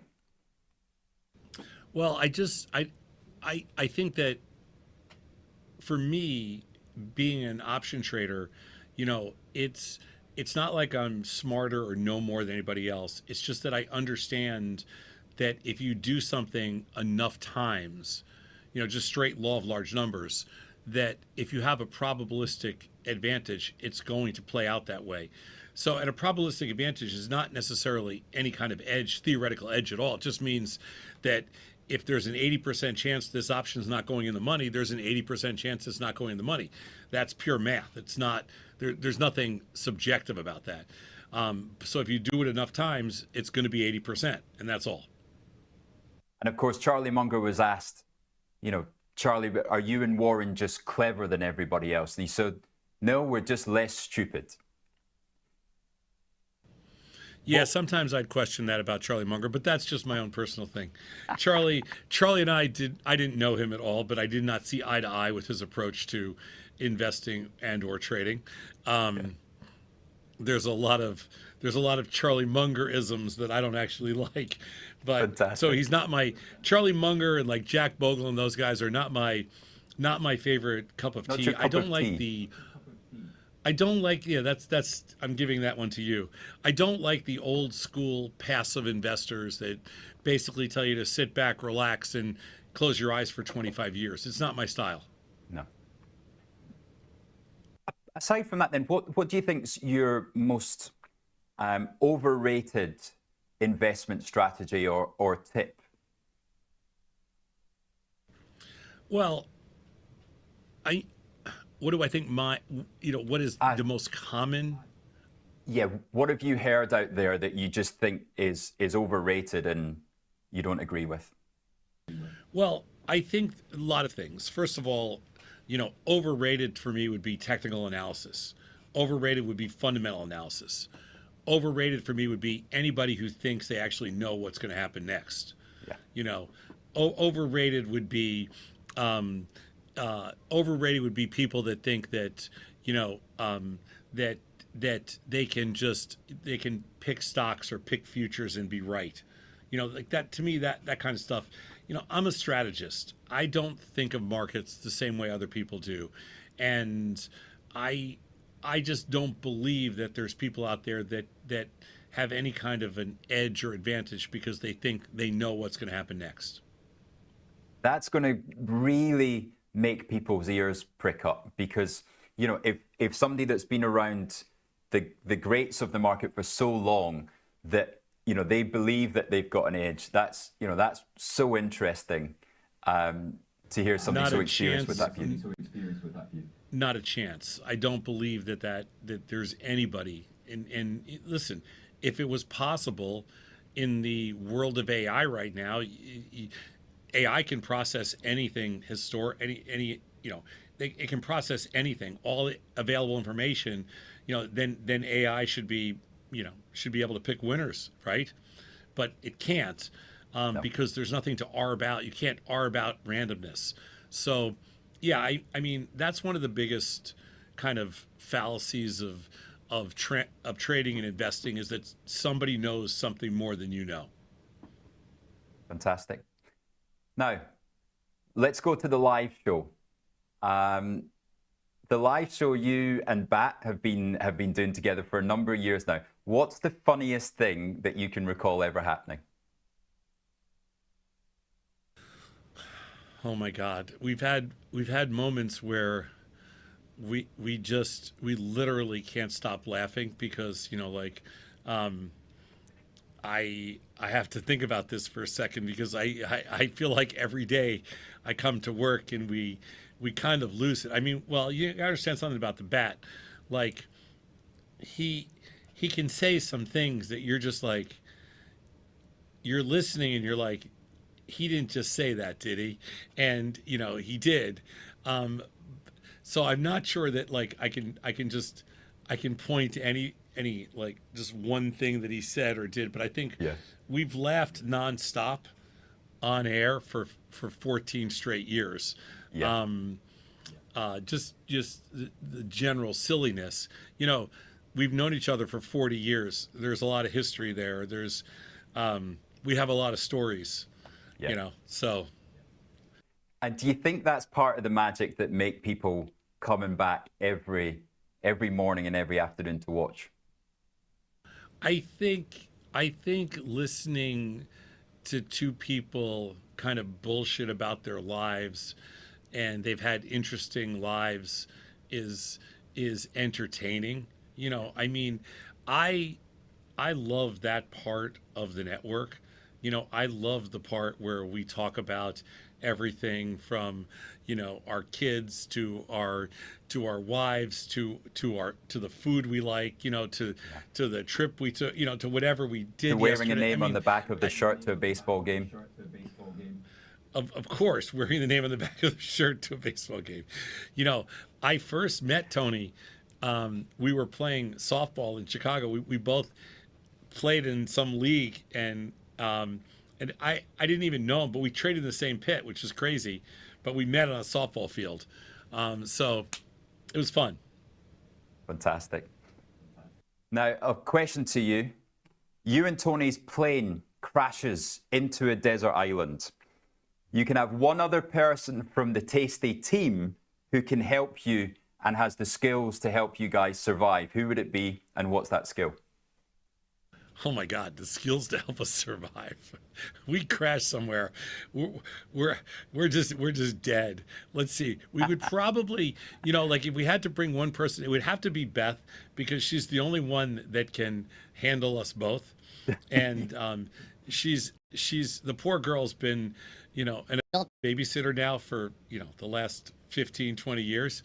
So I think that I think that, you know, it's only fitting that she goes down with the ship, as they say. And she's on holiday right now, bless her, after going through the 10-year anniversary last week that we saw on the show. What a wonderful photo that was. Bat clearly appreciated it. 100%. Yes, absolutely. What is the worst piece of dog shit stock you've ever traded?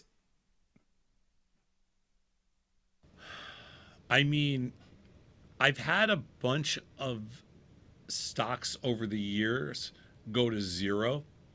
So, like, I would say anything that I've owned that has, you know, that has basically gone bankrupt overnight. There's been a couple of them. Like, I remember once, I don't know if you remember the commodity firm Revco.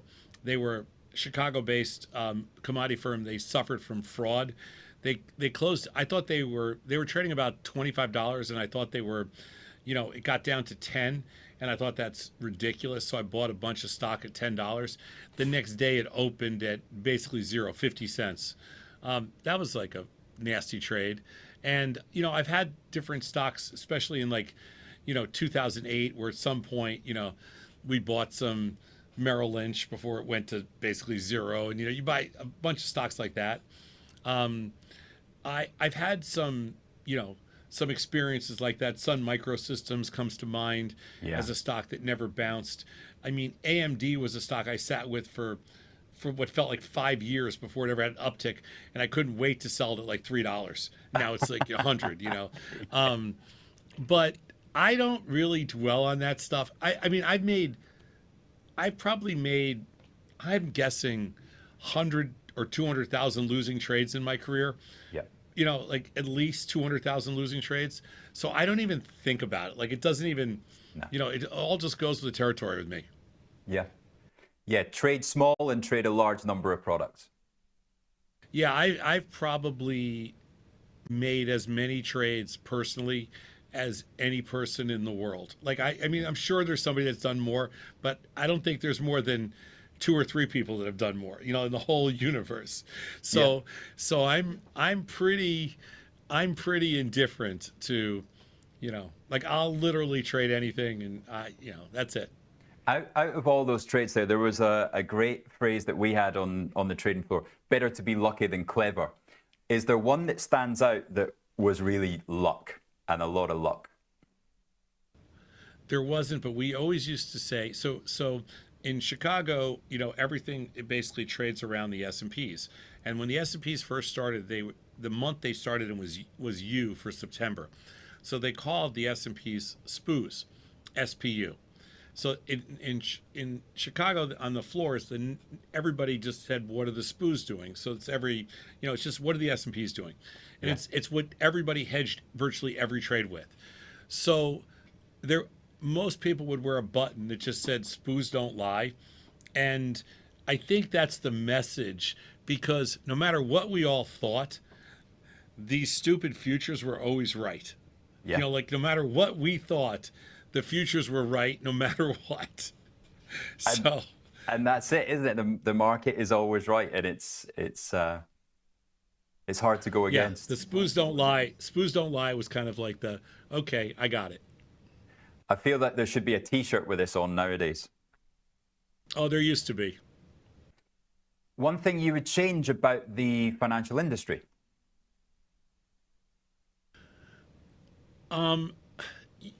There are some. I mean, industry-wide, it's so huge, and there's so many different regulatory bodies. I mean, what I'd like to see is more collaboration among regulators to be so that customers can compete fairly. That's one of the things I'd like to see. Is right now we have too many different regulatory bodies, and thus the customers have this, we call it kind of like regulatory confusion, like they're not sure what the capital requirements are for this, you know. So I would like to see a better regulatory environment. I'd like to see more standardization among among different exchanges and products and things like that. And I'd like to see the exchanges reduce their fee structure, because I think that they rip off customers with ridiculous data fees and clearing fees and things like that, and exchange fees. They're all for-profit institutions, and I think that, you know, they wouldn't have anything if it wasn't for the customers. So I would really like to see the exchanges especially reduce their data fees. I think they're ridiculous. Well, that leads me nicely into the next question as well. There was a young lad who came to see you in Edinburgh with his mother when you were doing the tour. And he says thank you for inspiring him into his early trading journey, but also he sent you a question in. And it is, do you think there's one key feature or innovation on the retail trading platforms that are still missing?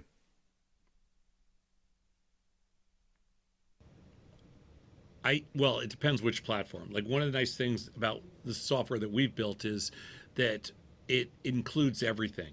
And I think that every platform should be inclusive of every product and every strategy like we do. And I think that's missing from a lot of the industry. I also think that, you know, in a perfect world, we would be able to expand, you know, in the US, we'd be able to expand beyond the US. That's why I'm so looking forward to what tokenization might look like in the future.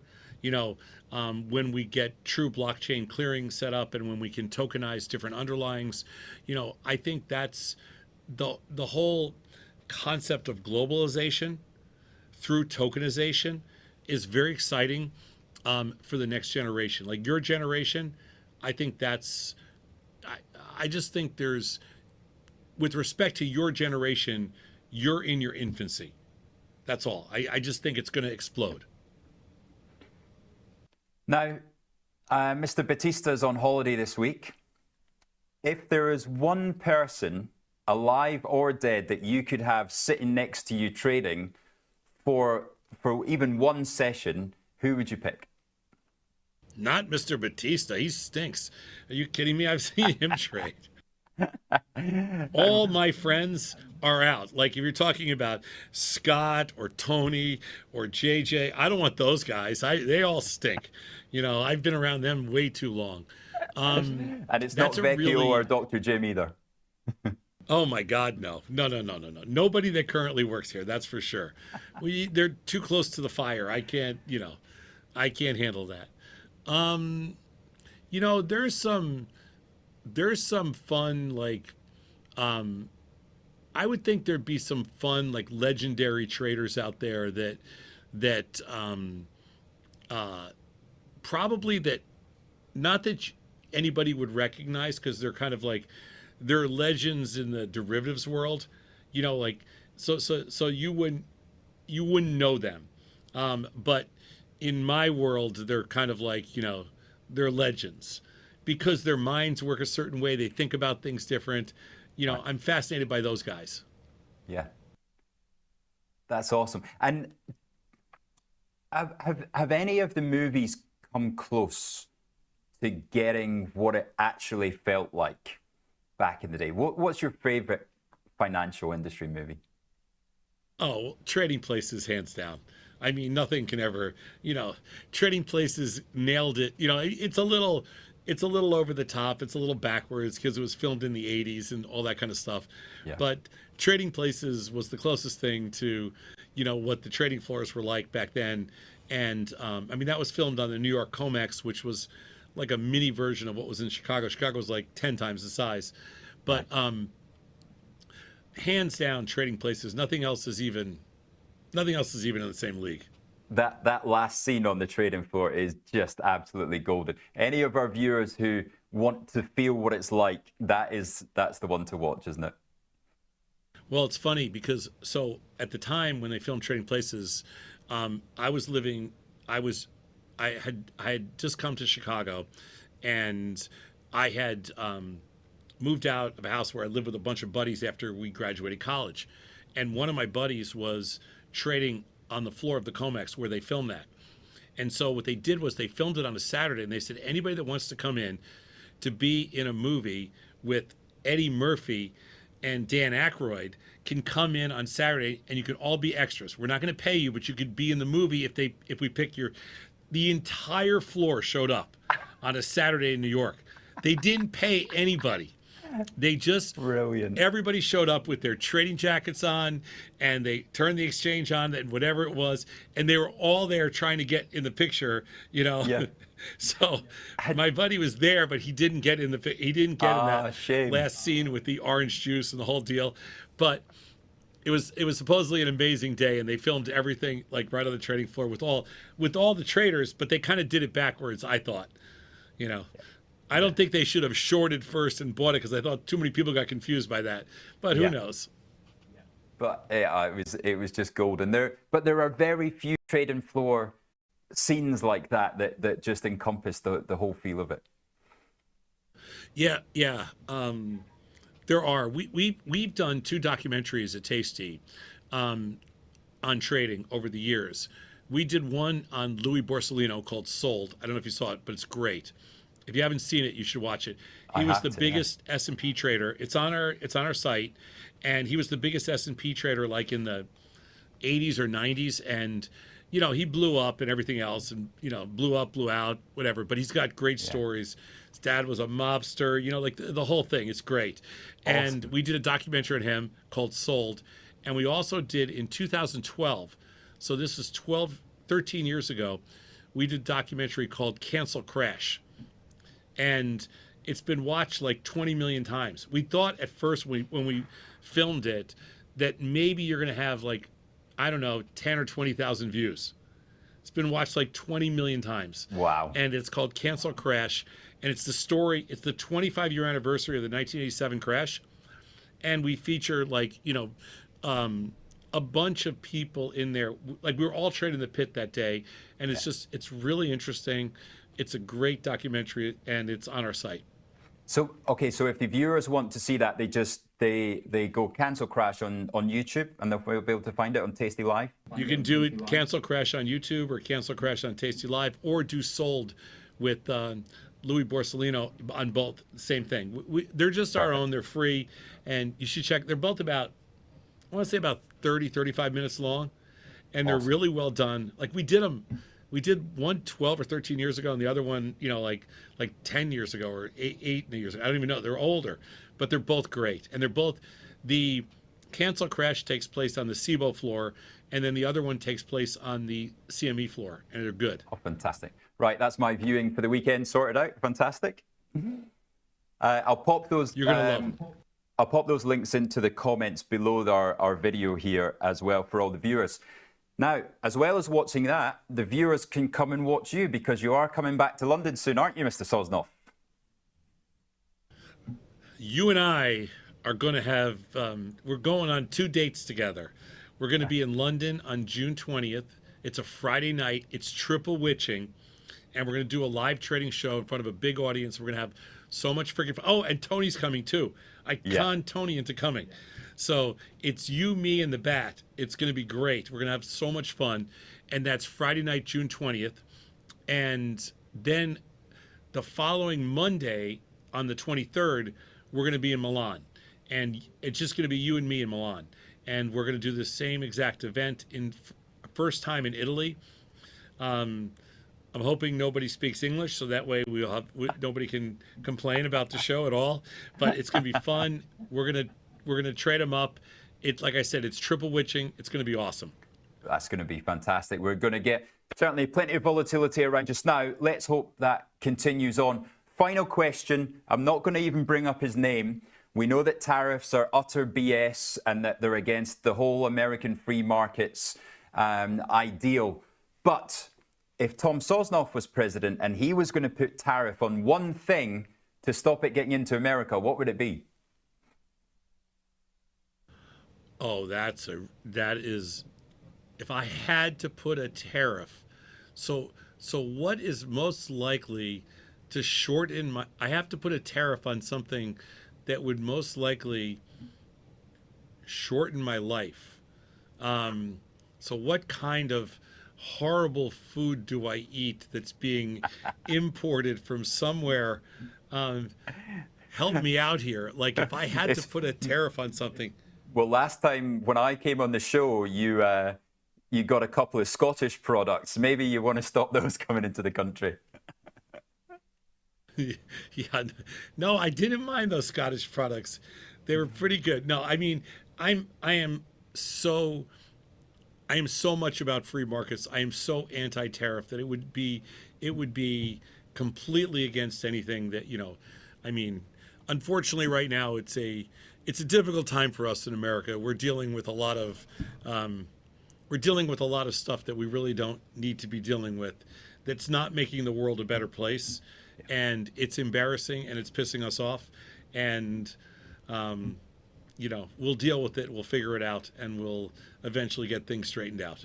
Well, thankfully, with all that stuff going on in the world, there is 2 places that you can make your day happier. And that first one is watching Tasty Live show with Tom and Bat in the morning, and then returning for last call as well. And then, of course, in the morning, Trade Live with IG. Tom Sosnoff, thank you so much for joining us today. It's been my pleasure, and it's great to hear your stories and all that experience come through. All the best, and we'll see you soon. Thanks, Rich. Awesome stuff. As always, thank you.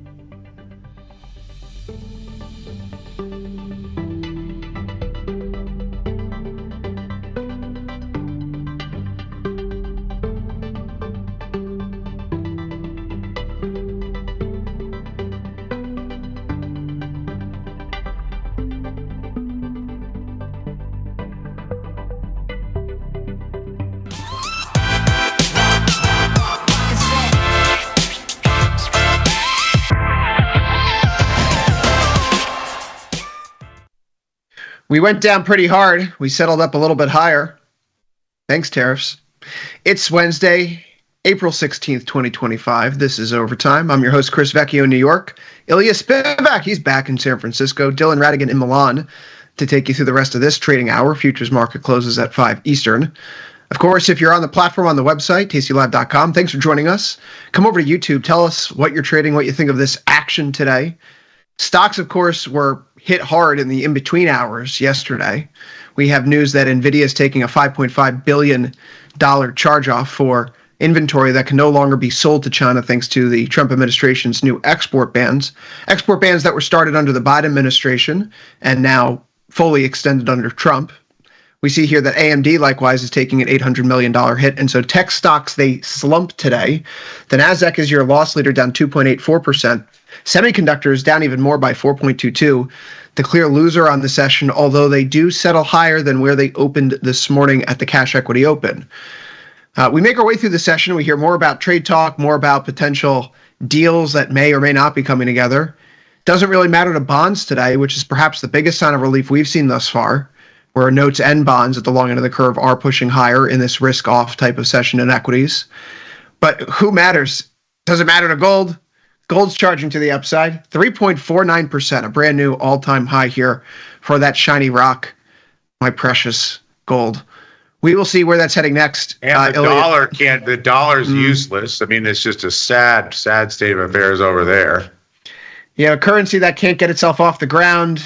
Earnings are coming up, and we have an interesting scheduled twist this week where tomorrow is the last trading day of the week, thanks to holiday on Friday. And so with Netflix earnings coming up, do you really want to trade the 2-day options? Or you can't adjust your position Friday, so you don't really have that choice this week. It's tomorrow or bust. Guys, there's a lot to cover here. Dylan, let's give Ilya a chance to breathe now that he's finally back on air. Ilya, you come back, the markets come down. Seems to be a recent timing sort of thing. And you get a central banker saying things. It was done in your honor, Ilya. So I left thinking this short dollar trade is getting a little long in the tooth, but I'm going to leave it on because there's no evidence not to. That was okay. That's continued to work. The bonds have come up. Curses upon your house. Curses upon the house of the music festival goers of Portola. Speaking of which, Cypress Hill had a wonderful celebration of their 25th anniversary at the Fillmore here in San Francisco on Friday. Lovely to know. And I'm sure that the cinnamon rolls at the nearest bakery in Westchester are better than ever. Why am I catching strays? Just because. on general principle. We still have the bonds situation kind of attempting to stabilize. It's a little bit better. I'm still long, but it's a little bit of ways to go. I actually got a little bit more long by selling a put vertical last week. It's kind of trying. We'll see. We'll see how this goes. But hang on a second here. You're starting to irritate me. Hang on a second. Wait. Just stand for not 9 minutes. For everyone who had the under, congrats. I'm going to read you a quote from the chairman of the largest central bank most powerful central bank in the world. He opined today. And I quote, "The level of tariff increases announced so far is significantly larger than anticipated." Yes. And the same is likely to be true of the economic effects, which will include higher inflation and slower growth. Now, this is a comment that all of us have made. Everybody on Wall Street has made this comment. They wrote it in their summary of economic projections a month ago. Yeah. All of this has been said everywhere, but but when I say it, or when Jamie Dimon says it, or when Chris Vecchio says it, is very different than when the chairman of the Federal Reserve comes out in the middle of the tariff madness and reiterates it. Yes. And at the same time takes away any appearance because of the I word that there's going to be any sort of accelerated rate cutting in the near future. Yes. how is that not in defiance of the President of the United States' wishes, and how is that not negative for expectations around the behavior of rates and the bond and all the rest of it? It has reflected a bit in Fed cut odds.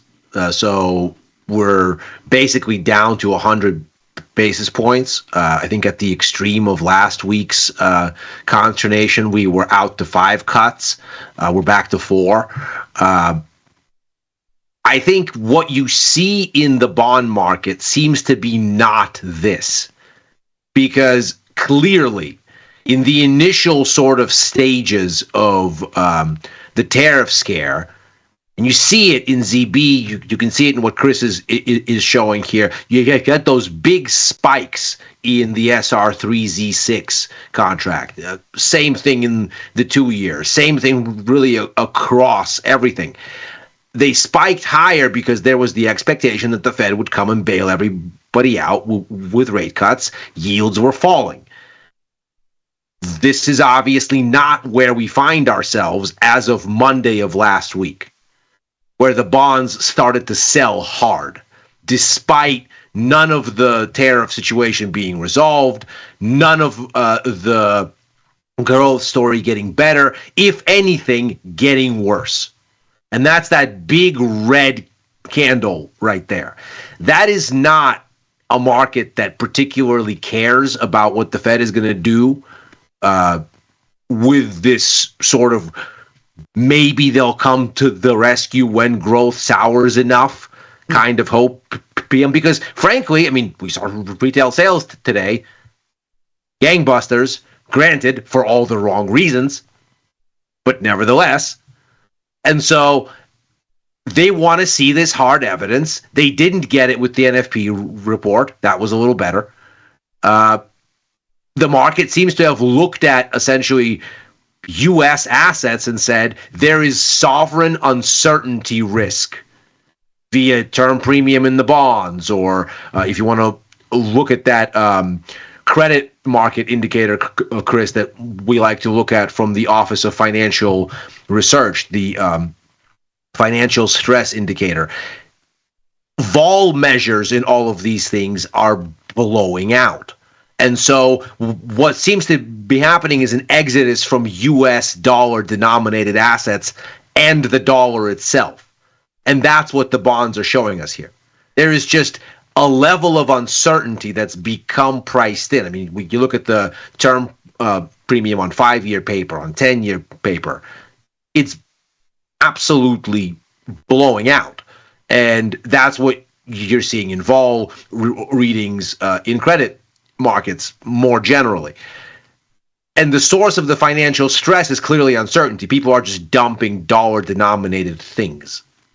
This is to Chris's so you're saying it's not, but you think that all the rate you think that the predominant incentive or marginal action is not related to inflation or growth or the reserve currency status so much as it is just flight from America. I think it's high uncertainty in America that is starting to look like currency crisis flavored, to Chris's point last week, and I don't. But Chris's point in your absence, I'm sorry to keep interrupting, but Chris's point in your absence was there is no alternative reserve currency. Like, he's absolutely right. He's absolutely right. So even you can't to suggest that there's even currency crisis, flavors is absurd, as you know. Well, it's not absurd because there are gradients to everything. Yeah, exactly. I think both can be true, not at the extreme. Right. But... So, of course, I completely agree with Chris. And if anybody's been banging on about this for decades, sure, he and I have, there is no alternative to the dollar as a global unit of commercial exchange. Forget the reserves for a second. That's a semi-impractical. Just as a shekel between. Yeah, it's a semi-impractical thing, reserves, because what central banks decide to hold or not hold is ultimately secondary to what is the unit of commercial transaction. And there is no alternative to the dollar as a unit of commercial transaction at scale. There's nothing even close. It's not even remotely a point of conversation. I mean, China would have to open up their current account. They'd have to allow a major yuan depreciation. I mean, we're talking like Europe or the doesn't have Spanish, Italians, Germans, and British would all have to align into a single United States of Europe with a central bank and all the rest. It's just and grow themselves markets that are at all adjacent to ours, which would take them forever and a half. So that's what I mean. So why are we not buying the dollar at this point? I mean, it's ridiculous. The move is because ridiculous. There are gradients to these things. I don't think what we're looking at in these moves is a genuine belief in markets that there is an alternative to the dollar because the markets are not dumb. And that's a dumb argument. There is no alternative. And I think the gold chart says that the market thinks that there's no alternative to the dollar. I think that's what gold is telling you. Because people are reaching. This is uncertainty. Something. It isn't viable alternative. I mean, the euro is soaring also, sure. The yen is soaring also, sure. These are the most liquid forms of cash, not named USD. Yeah, but the difference between those is that the yen is up 10% year to date. Gold is up 10% over the past week. Right. So like there is a flavor where people aren't saying, I'm just going to get away from the dollar and go into other currencies. They're going into other currencies. Maybe it's repatriation, but they're also saying, I got to put my money somewhere. And this shiny rock offers me much better earnings potential in the short term than anything else I can put my money in. Well, and it's anything not USD. And what more traditional of a dollar foil is there than gold? So the whole thing, I completely agree, isn't speaking to the dollar's replacement in global commerce, because that's a ludicrous thing to even surmise. But it does suggest that there is sovereign risk getting built into US dollar denominated assets, and that sovereign risk is getting discounted across the spectrum. So bonds are lower, stocks are lower, dollar is lower. It's a movement of capital out of the US because of a increased uncertainty in what doing business looks like in dollar terms. Well, here's the good news for stocks in terms of where we turn around from today. Maybe it has to do something with expiration flows, but the area that we had previously marked up on the chart right near 18,000, that's been somewhat of a line in the sand. Overshoots and undershoots on both sides for support and resistance. We do turn from there a little bit today.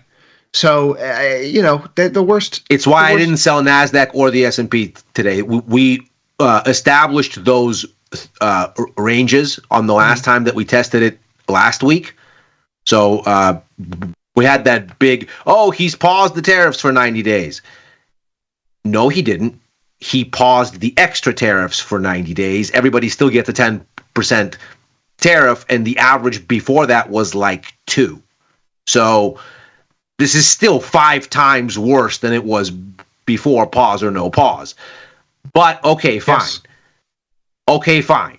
So it's pulled back a little bit, and we established that sort of axis there. Former resistance becomes support, and said you got to get through that in order for this to be a sell again. Both S&P and NASDAQ, they're holding it. I got short the Russell at the end of last week because it actually took this out. And that seems to be working a little bit, but only a little. Yeah, the Russell today is holding in there. It's been really the loss leader during this whole tariff episode, but it's those chip stocks today that are getting hit the hardest. AMD, again, with its $800 million charge-off related to the tariffs. NVIDIA, likewise, their current generation of chips are the Blackwells. The prior generation was known as the Hopper. So they had these things called the H20s that they design effectively to be able to export to the Chinese market to work around the Biden chip curbs. That way the best chips aren't falling into, getting into China. Okay, Trump's changes basically say, you can't even export those now. So there's really no other market for these because other countries have the ability to get the new top-of-the-line Blackwells. These export curves are only really aimed at China. So who are they going to sell them to? They've just had to decide to, we're going to write down the inventory. It is a healthy part of their income, somewhere around 7 to 10%. And the stock takes a haircut of about 6.87%. Today was a little bit worse for the wear. Dylan, this feels like an emblematic day of what we should expect. This is going to be the headline that marks the news for the foreseeable future. Major companies are going to be telling us that they have to write down things because of this trade disruption. We're going to hear from the small businesses that are going to have to go under as a result of these trade disruptions because the deals just aren't coming together yet. We still have nothing announced. And it's going to be months. Obviously, there's not going to be any deals in the near term for anybody to do anything that's reliable, that's worth anything. Like, it's going to be like this for months. I think that's the most likely path. Well, and we're going to be kicking this 90-day thing down the road for all eternity because now this is a leverage point. Am I going to extend it? Am I not going to extend it? If he was just going to do it and take the Band-Aid off, first of all, that's not his style, but second of all, that removes all leverage. The pain is there. Now you just got to go and react. But now he has leverage. He can go out there and say, oh, maybe I'll delay him some more. Maybe I won't. And we can play this game constantly. So he has a button that he can push now, and he can basically threaten everyone with pushing it again. So we're back in limbo. But of course, for markets, that limbo is exactly the wrong thing. I think that's ultimately where you land with the Fed. Powell said but here's today. So go ahead. Yeah, so Powell said today, look, these tariffs are higher than Smoot-Hawley. There's no baseline of experience for what this is going to do. We're moving away from our goals. We're basically paralyzed. We'll see what happens next year. In other words, he almost seems to be goading the president to say, well, you want rate cuts, but we can't cut rates in this environment. You need to give us the ingredients. If you want us to do this, we're not going to do it unless you give us the ingredients. What's interesting, though, is all of this uncertainty is the place from where the economic hit is coming from. It isn't the tariffs as such. They haven't even shown up, really, in so much as sort of they're hitting activity other than boosting it. We saw it in retail sales. The autos component and the auto parts component was off the charts because people are trying to front run the tariffs. It'll all fall off a cliff later. But as you look at all of this, so far the tariffs are not actually showing up as economic pain because of the higher costs. They're showing up as economic pain because of uncertainty and people holding back money that they would have otherwise spent. So this is the thing for the Fed now. Powell out there was saying, oh, well, if the tariffs are longer lasting, inflation expectations might get anchored. Inflation expectations are falling. And they're falling because people are looking through the tariff increase as a price adjustment and to the recession that adjustment will cause. Mm-hmm. The Fed just needs to come around. It just hasn't seen enough scary data to sell it yet. That, I think, is the most noticeable part of this whole Powell comment today. I have it marked up here with the vertical line in the chart when he starts speaking. He said that we may find ourselves in the challenging scenario in which our dual mandate goals are in tension. If that were to occur, we would consider how far the economy is from each goal and the potentially different time horizons over which those respective gaps would be anticipated to close. And tariffs, he says afterwards, tariffs are likely to move us further away from our goals, probably for the balance of the year. So that confirms our prognostication that if the Fed sees a scenario where growth is falling off, but they see inflation getting back to potentially 5%, they're stuck. They can't cut rates there. Their hands are tied. And which seems to be the most likely outcome. I mean, that what you're describing seems to be the highest probability situation. But the markets, for their part, are saying that the recession impulse is going to be stronger. Yes, right? Powell said that's going to be temporary rise of inflation. Again, we do the whole like you're going up, you have a shift, you keep going at that rate, so you don't really think about the tariff impact. You're more concerned about the real decline in economic output.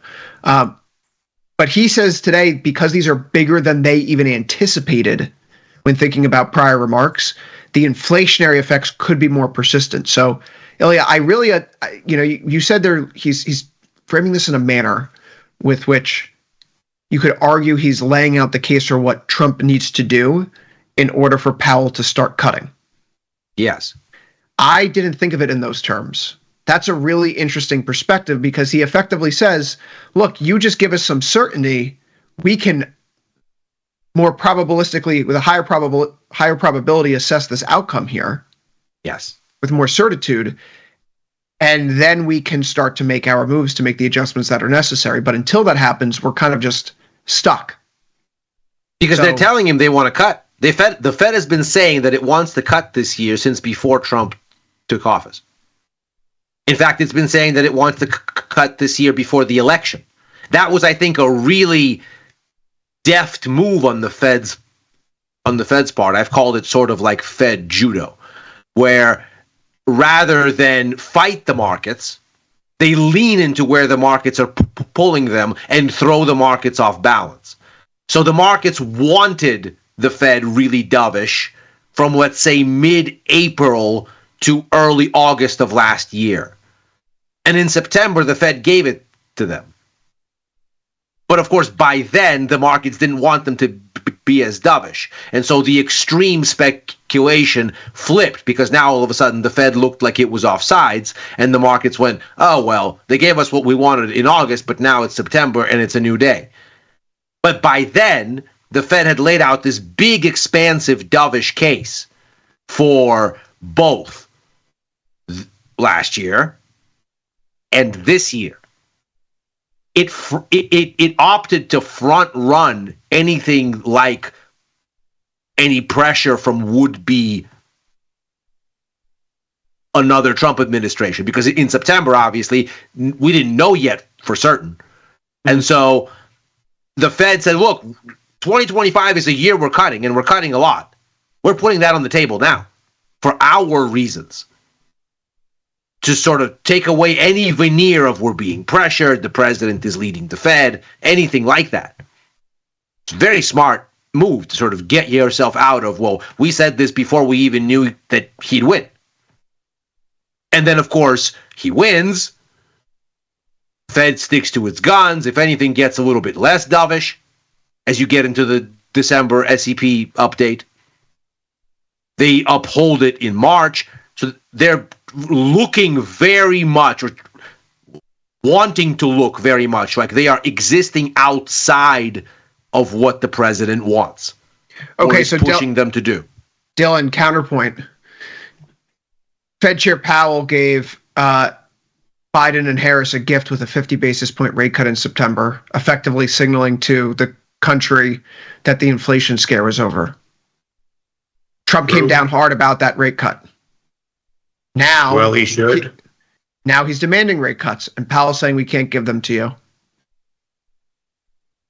When does Powell's job become a question that's talked about? But hang on, there's a critical. The difference is that the inflation data was what it was. There was data in September that supported that rate cut. Mm-hmm. And there was not the presence of a chaotic, extremely high, maybe tariff regime. Yeah. So when you're saying that this is ultimately politicized, so I just think you're not comparing it. There's a before, there's a BC and an AD here, which is before Liberation Day and after. Yes. In terms of economic. Well, and everything else. I mean, the Mexico-Canada shuffle too. Yeah, I know that. I think it's worth explaining that because I know that we're going to go. I have this like my spidey senses tingling. We're about to go into a very stupid news cycle where Powell is being criticized for being political because he's refusing to give in to Trump's desire for a rate cut right now. But he's making the case for one. He's just saying he can't do it. His hands are tied either way. He's not even articulating, if you go down this path, I'm going to have to hike. No. He's saying we can't do anything at all whatsoever right now. So Give us some clarity. And it's a perspective that China pushed out into the media this morning as well. There was a small tweak to the Trump tariff package that was announced yesterday that brings up on some goods, in particular medical devices that are imported into the country, tariff rates up to 245%. It's not all goods at 245%. It's some. Nevertheless, the Chinese government put out a statement saying that they want 3 things from the Trump administration in order to begin constructive dialogue moving forward. 1, demand for respect. 2, unified U.S. messaging. And 3, a singular point person to oversee trade talks. They're particularly bothered by J.D. Vance's comments where he referred to, people living in China as Chinese peasants, which if you've, looked at any photographs of any of their major cities right now, they've urbanized a lot very quickly. And I think the source of all of this discontent is the fact that, China makes better cars, computers, many things better than us right now. And we want to get that back here and lead the world again in those areas. But Dylan, make a market for me here. What are the odds that all 3 Chinese demands in a form and fashion will be met? Because it feels like, oh God, I'm going to say this and regret this. It feels like China and the Fed are in the same camp. I think everybody's in the same camp. Everybody everywhere is saying, we don't know what's going on. Won't you please explain it? Everybody is in the same camp. Absolutely anybody observing this thing is in the same camp. They're sitting there like this and going, I wonder what that means. And I wonder if it'll still mean it tomorrow. Okay. I'm gonna take the other side of this whole thing. Okay. Whole thing. Here we go. There's a clear plan. Okay? There's a You lost me. You lost me. Hear me out. Hear me out. It's a clear plan. 1, Act 1, tariff crazy ball underway. We've seen it. We know it. We love it. Yeah. Somebody will get a tariff. Somebody won't. Who knows? Markets get wild and woolly. It's fine as long as the bond market doesn't go super freak. This will be yesterday's news soon enough. But think of it like loosening. It's like breaking up the ice. It's like sort of making the environment more malleable. Okay, you're just creating a little broken material. Act 1. Act 2. Who knows when Act 2 is, but sometime in the next, let's say, sometime this year, between now and Christmas. Entirely new tax regime. Income tax reductions across the board. Tariffs are going to fund everything. That will be the story, even if it's not true. Tax cuts for everybody is Act 2. I won't get into the details of whatever that means. Enjoy yourself. So their plan is Tariff Madness, Act 1, tax cuts for everybody, Act 2. Marginal increase in domestic manufacturing. Marginal decrease in domestic consumption, Act 3.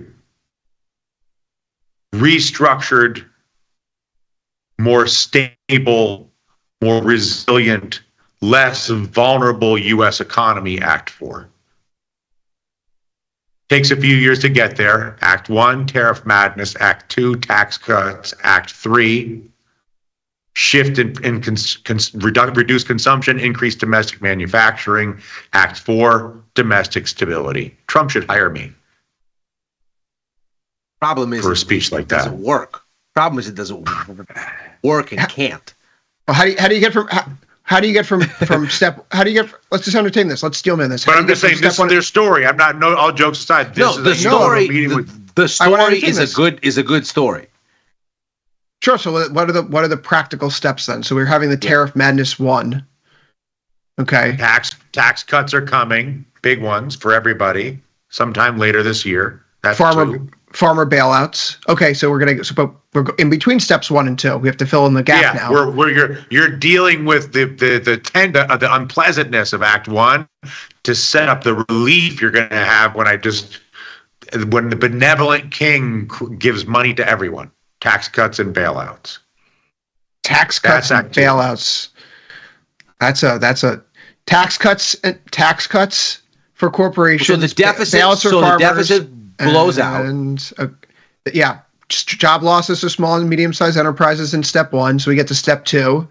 Corporations have tax cuts, which, as a small business that's no longer in business, you can't enjoy. So get in the bread line.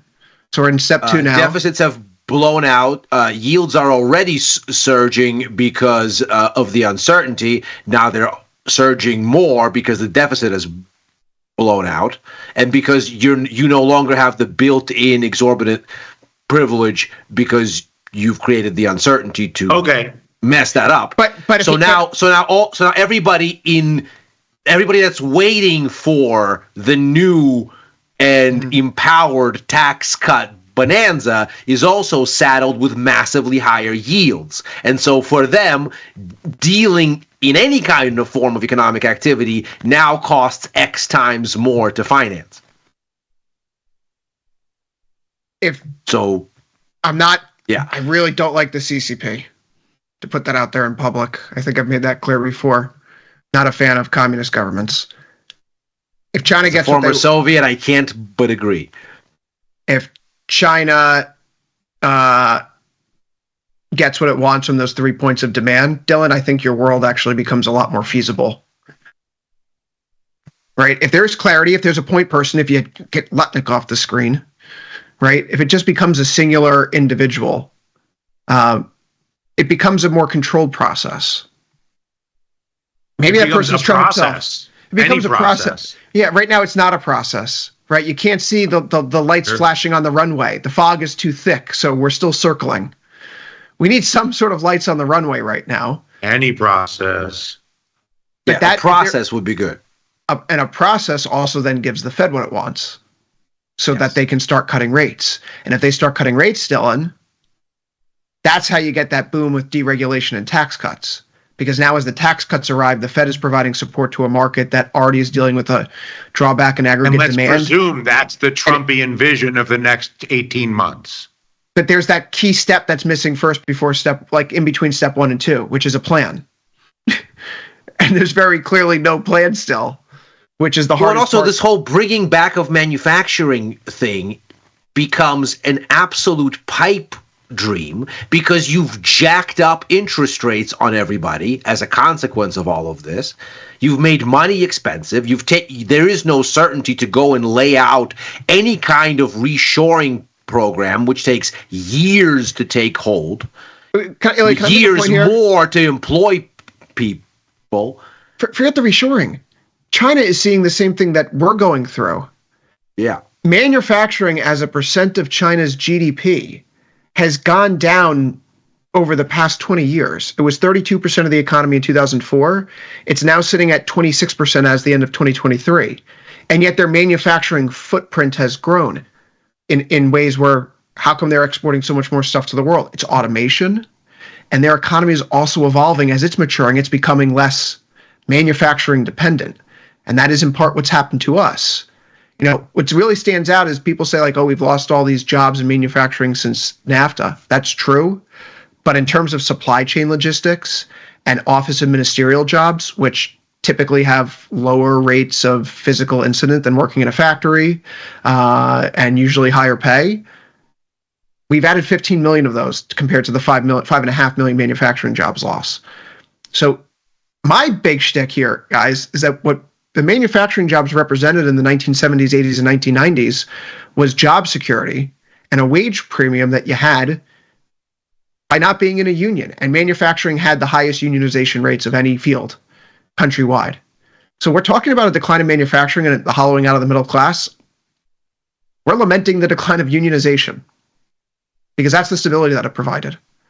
And That's right, but but also go up? Can we actually go to a slightly higher altitude here? But we'll go from 30,000 to 60,000 or 80,000, which is the reason that there is political dysfunction in the United States is because there is incredible dissatisfaction and a perception that there is that there's two classes of human beings in America. There are those who are in the laptop class, whether they're tech, whether they're finance, whether they're Hollywood, whatever it is. And then there are those who are not, whatever that means.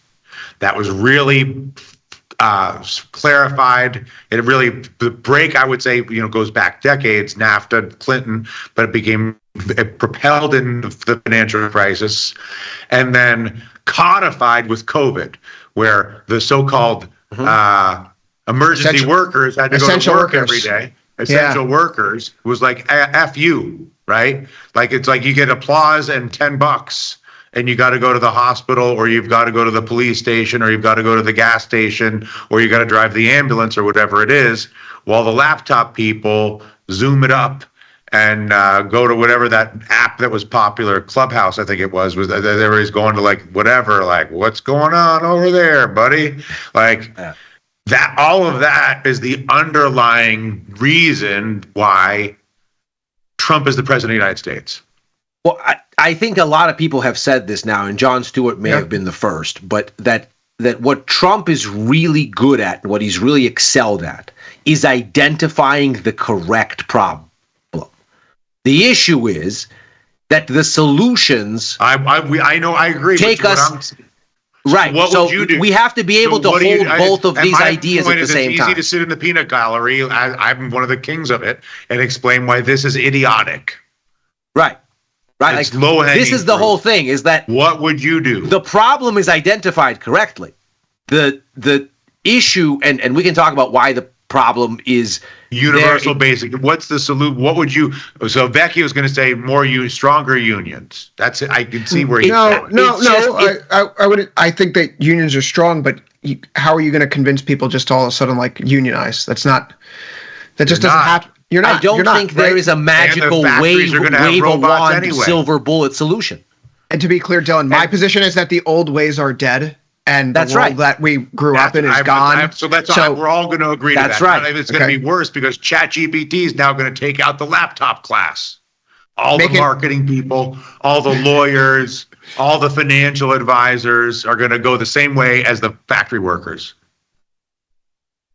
Well, and this is really the whole thing, is the reason we have this issue to go 900,000 feet bird's eye view. We had a massive government driven boom in the 1950s because we were coming out of the Depression and we fought a war. We then made it bigger with more government spending, with things like the GI Bill, and had a massive and we invented the 30-year mortgage, for God's sake. Well, and had a massive economic boom. One of man's best inventions, Dylan. We had that economic boom because the government bought it. It then also created massive inflation that we had to fight in the 70s. That massive inflation then gave us the 80s, where we had to deregulate and focus on efficiency to bring inflation down, in conjunction with what the Fed was doing to hike up rates. All of the Reagan Revolution was about disinflation. It was about moving everybody to the lowest possible cost structure because the fight was with inflation. That helped everyone, but it had costs. And the things that we didn't do in going to more efficiency, in going to more globalized markets, in broadening the WTO, which successfully destroyed inflation for 40 years and gave everybody cheap credit and gave everybody stable growth and, again, a booming disinflationary economy, was we didn't take care of the people in the minority for whom the costs outweighed the benefits. What we're doing with these tariffs is like a bizarro mirror image of that. We are hurting the majority to help a minority. Exactly. This is not the path to success. The path to success is to now look at AI and go, we're not going to make the mistake that we made with opening markets. We are going to try to spread the benefits even to those people for whom it is a net cost. But don't you think the situation is even more existential to go full? It's just Mark the next Andreessen, thing. To go full Mark Andreessen or Andrew Yang or whatever, we are moving to a world where you need a different economic structure because nobody knows that. Conventional ideas of work are going away.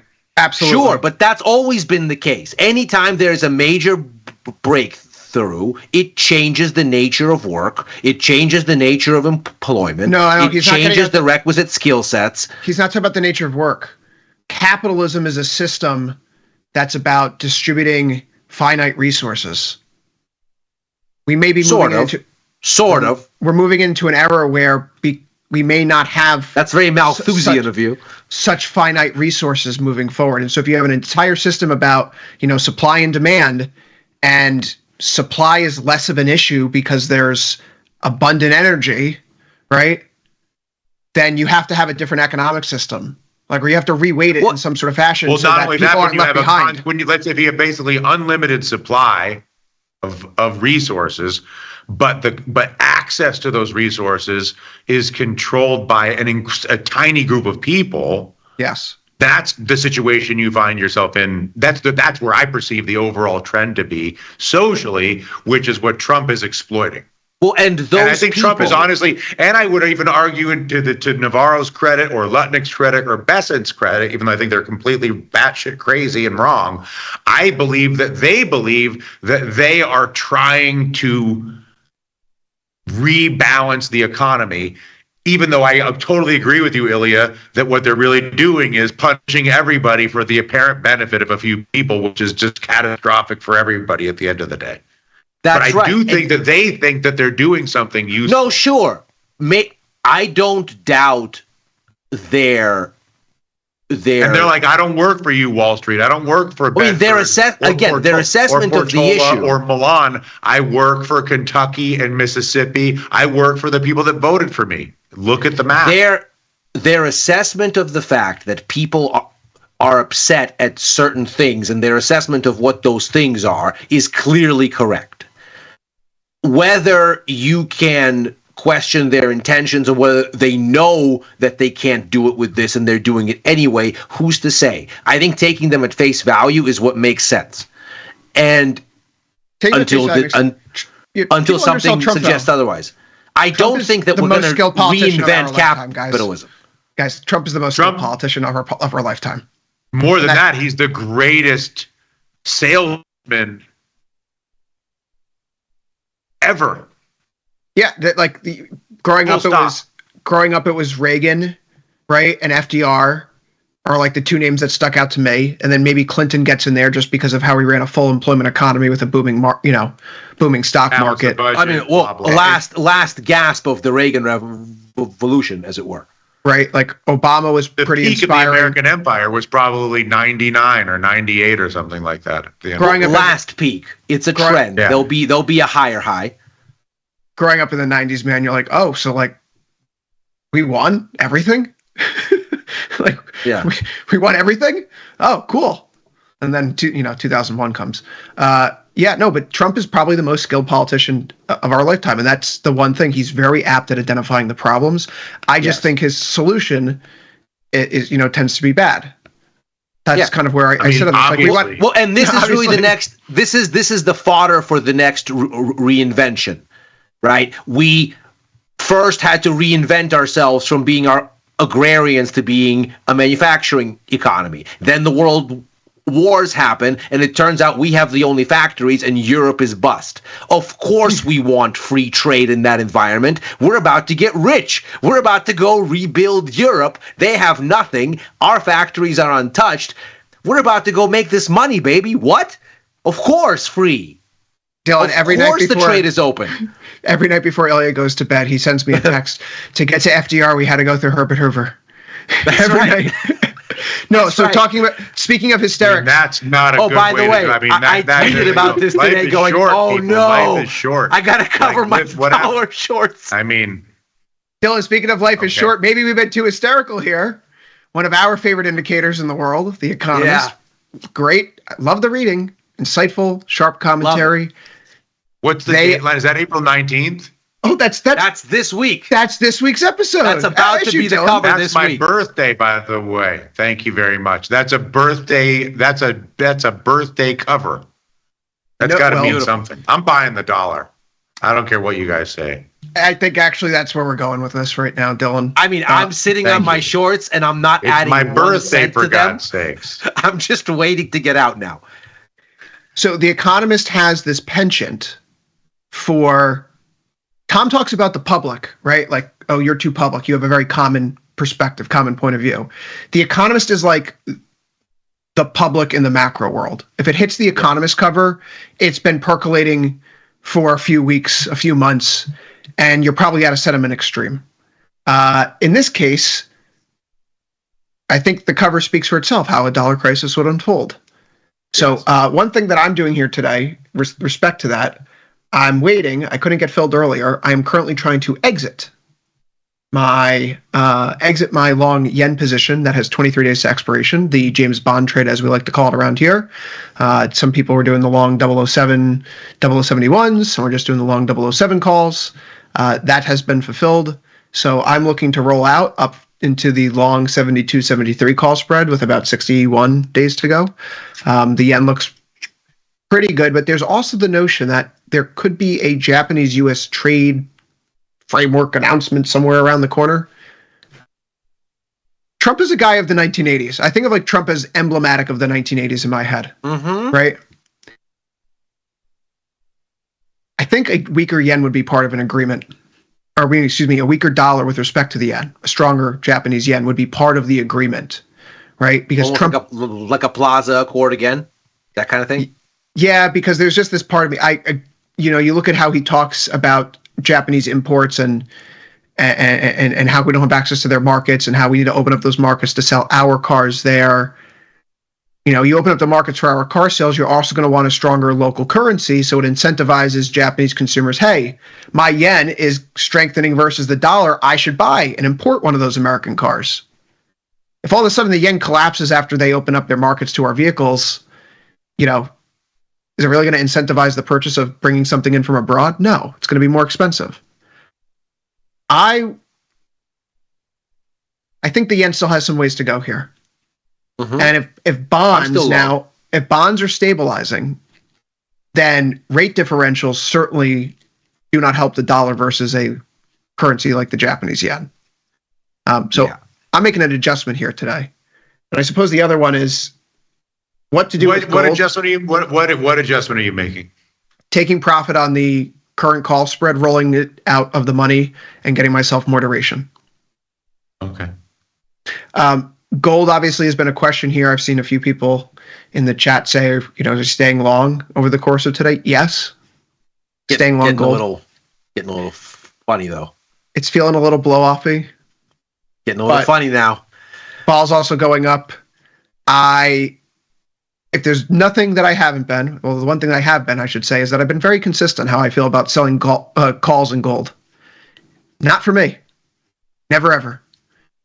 I wouldn't fade this. I still wouldn't fade this. I've been saying that all year long. I'm not a gold bug by any stretch of the imagination. Ilya, you know that better than anyone. Oh, yes. But this is just you couldn't, Dylan, if you and I were to sit down in a lab and design the perfect environment for gold, this would be it. This is like the gold bug dream scenario playing out right now. Shouldn't this also be the dream scenario for Bitcoin? Yes. And that is one of the noteworthy... If you thought Bitcoin is like gold, then yes. No, the fact that Bitcoin is holding up so well today compared to the rest of the market, Bitcoin itself tends to track the global M2 money supply with about a 6 to 9 month delay.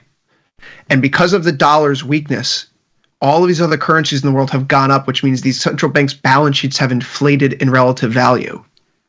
So measured in dollar terms, the global money supply actually is screaming higher right now.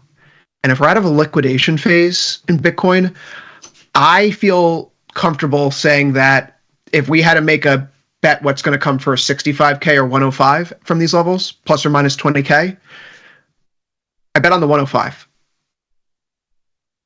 I think that Bitcoin is on the precipice of a major turn, just given how these things have gone in the past. And if it follows its typical cadence, we should be looking at new all-time highs soon. Maybe within the before the end of this quarter. And I'll be acting accordingly. I think I just got filled on something. That's nice. I will not be acting accordingly. I will be looking at other vehicles, but that's not because I don't agree with the assessment. I think the assessment makes a lot of sense. It's because I don't believe in the asset class in general. But looking at what's going on here, yeah, I mean, I think gold is starting to look a little blow-offish. If you look at the momentum indicators there, they're starting to show some very eye-catching negative divergence. As you set these blistering highs, that's typically not a good sign. That suggests momentum is fading. You look at the dollar, and it's still selling, but it's getting to kind of, again, weird levels of apparent exhaustion. You see the bonds start to unclench. So maybe if the bonds are unclenching, then there is a little bit of that term premium coming out of them relative to kind of peak hair on fire last week. And if that's occurring, then you should see a little bit more of a readjustment toward the dollar and away from gold. That gold surge is basically the same thing as the term premium in the bonds surging. It's identically the same move. So maybe you're getting to a place where this can release a little. I don't really expect the dollar to make much hay of it for a very long time. And if there's any kind of pull up, I'm going to be, first looking to get out of my shorts, but then looking to reload on those shorts. I'm not a buyer. Because then you get a more normal dollar. A dollar inspired by yields. And that's not supportive. But maybe there's a correction here before that occurs. Dylan, earlier you mentioned in your, if Trump gets his way, right, he's able to restructure the economy and get the deregulation and tax cuts, like, can we replace income taxes? Can he provide? And I've seen this floated out here. To his tax cuts. This is a prosperity strategy based on tax cuts. And you know the theory. I'm not going to repeat it. Well, one line that has come out in recent days is that the money generated from, or the revenue generated from the tariffs will replace income taxes for people making less than $150,000 a year, which is a completely different story than saying we're going to replace income taxes altogether with tariffs. You'd have to have an effective tariff rate at 58%, and that assumes no retaliation from any other countries whatsoever. That's obviously not happening. Well, maybe not happening. Let's go through some of the trade war headlines today, though, that are currently sitting on the top of CNBC right now as we think about this, and then end with a little bit of math. First story, tariffs won't lead supply chains back to U.S. as companies go low tariff globe hopping, CNBC survey. Second story, trade war fallout, cancellations of Chinese freight ships begin as bookings plummet. Third story, Trump tariffs in China will soon bring irreversible damage to many American businesses. Fourth story, if companies start citing Trump tariffs and price hikes today, they're taking advantage of you. Here's why. But this is the one that really, the math, can't escape the gravity of math sometimes. Trump's been claiming that we've been collecting $2 billion a day in revenue from the tariffs that he's implemented so far. The Customs and Border Protection Agency and the Treasury Department list this week the revenue that's been collected under the new tariff regime since April 5th. And according to the Trump administration, CPB has collected just over $500 million under the new reciprocal tariffs. Total. altogether.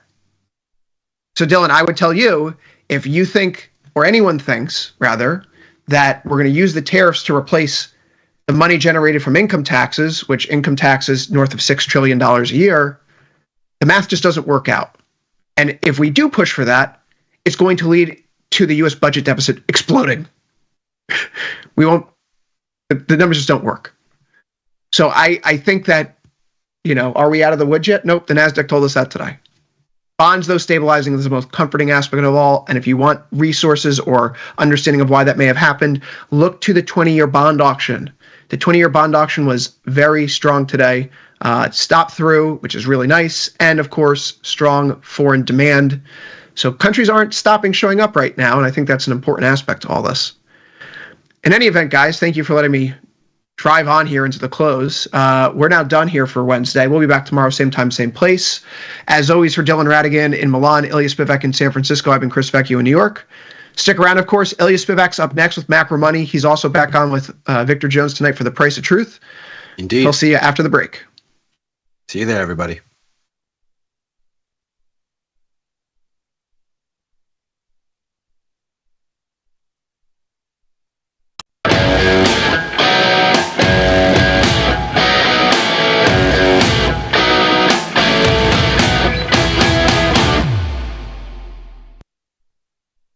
The markets are still smarting from last week's tariff news, at least looking at stocks.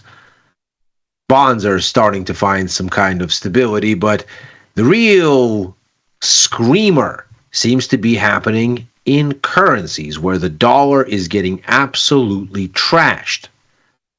What's going on there, and has this market gone too far?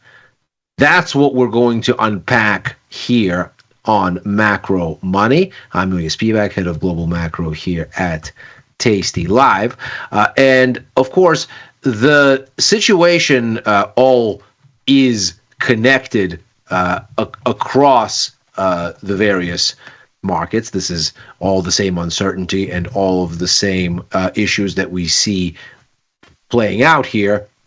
But of course, the big question still is whether the moves have become overextended. And you're starting to see a little bit of that sort of unease and lack of conviction start to play through what you'd think are the big benchmark markets. So stock markets have a seesaw week last week, but ultimately they are off their lows, and we're seeing the S&P 500 and the NASDAQ and the Russell start to anchor a little bit toward the middle of last week's range. The bond market has seemingly started to even out a little bit. Bonds are off from last week's lows in the US, and yields have pulled back a little bit. But the situation in currencies continues to look precipitously bad for the US dollar, and we can see that here.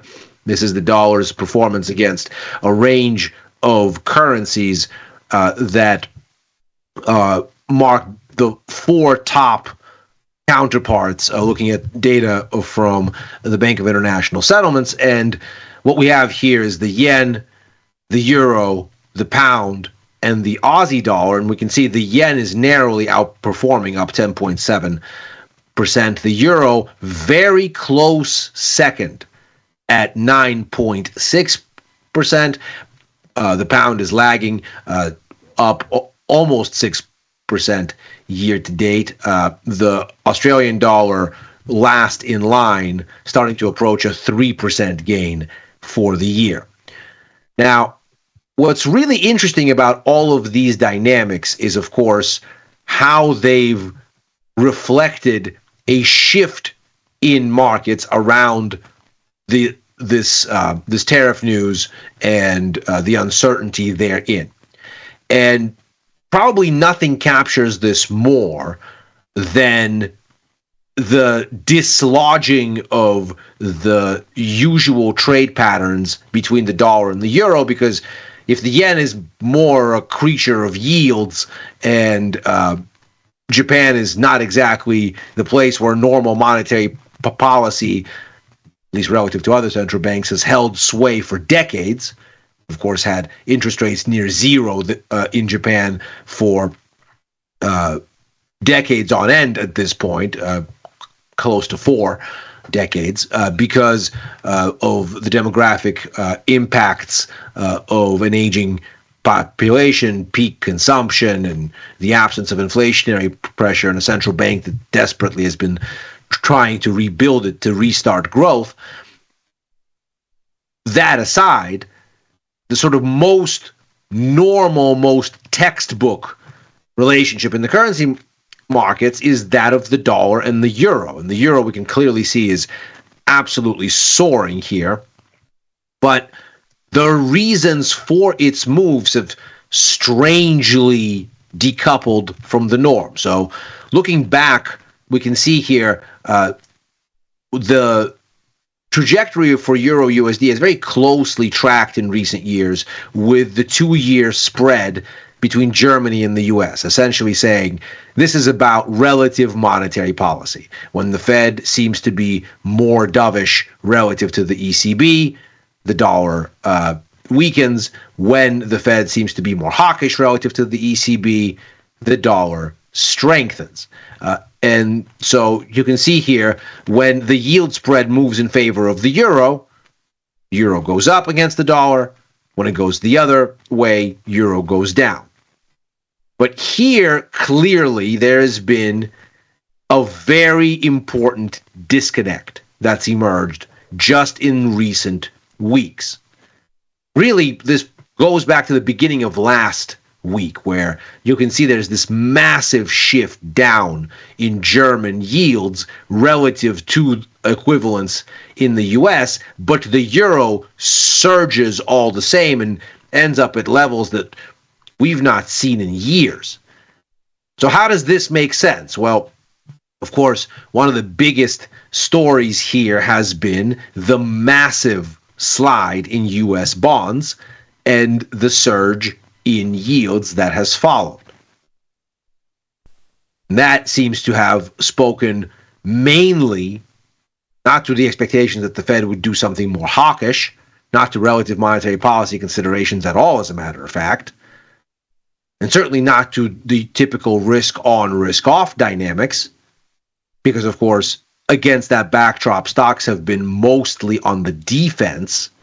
They had one great day last week when the tariffs above 10% were paused for 90 days. Now, of course, tariffs still went up to 10% from an average of about 2% as a consequence of President Trump's quote-unquote Liberation Day. But at least the worst of the increases above 10% on many countries' rates, at least that was paused for negotiation. But never, and of course that gave stock markets a big rally last week. But they've since given away about half of it. And the net story, obviously, for stocks since the beginning of the year has been resoundingly negative. And so it's not as if we're seeing U.S. yields go up and bonds sell off because there isn't a bid for safety. There is. It's not because the Fed is saying something hawkish. It isn't. In fact, we just heard again today from Fed Chair Powell saying that the Fed is in a situation where their goals of maximum employment and price stability might be getting in conflict because of these tariffs, to the extent that the tariffs boost inflation and at the same time hurt growth. The Fed is being pulled to cut rates on one side of that equation and to hike them, or at least to withhold cuts on the other. And the message from Powell was, until we see the economy really tilting to show us it's going this way or that as a response to these things, we're not going to feel comfortable making a move. We're going to wait and see. So this is not about that. What it seems to be about is an exodus from US dollar denominated assets, where the drop in bonds, the drop in stocks, and a parallel drop in the US dollar are all of a kind.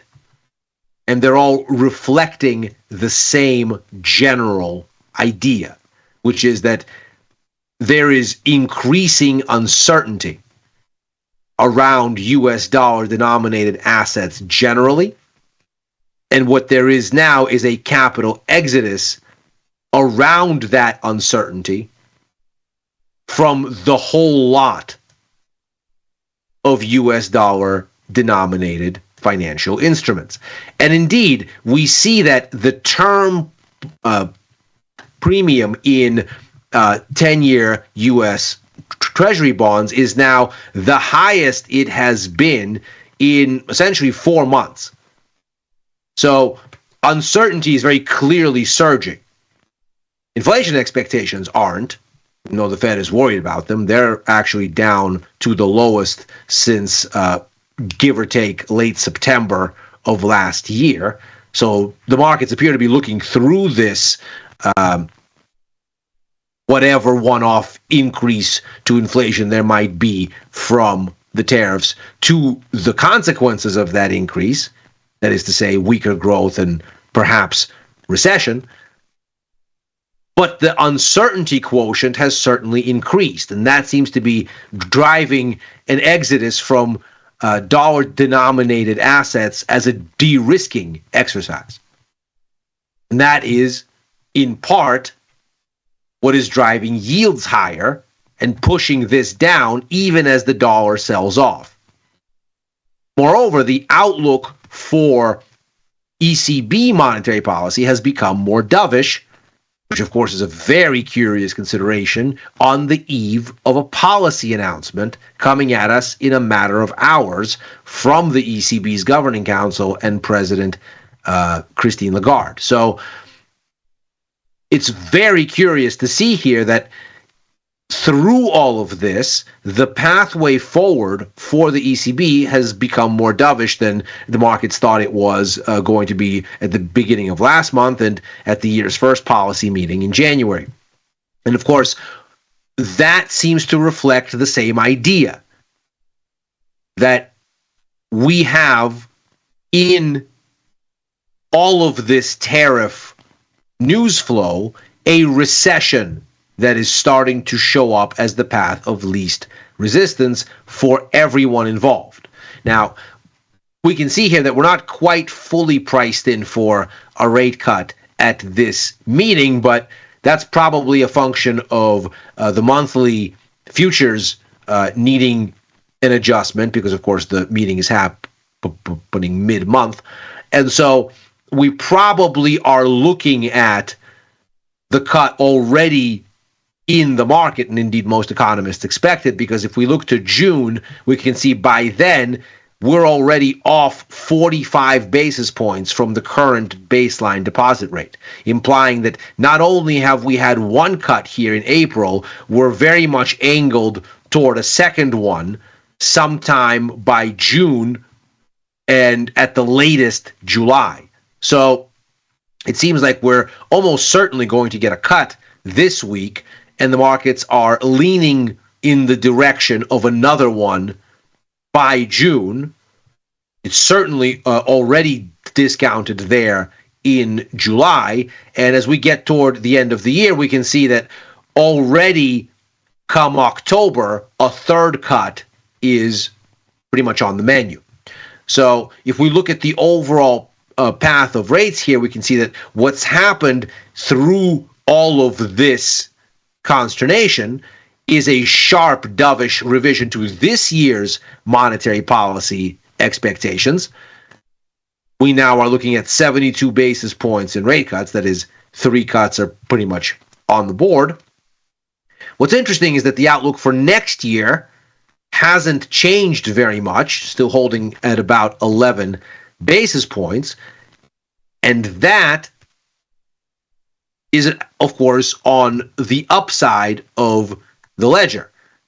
So what that implies is that we have about a 44% chance at this point of a rate hike from the ECB next year.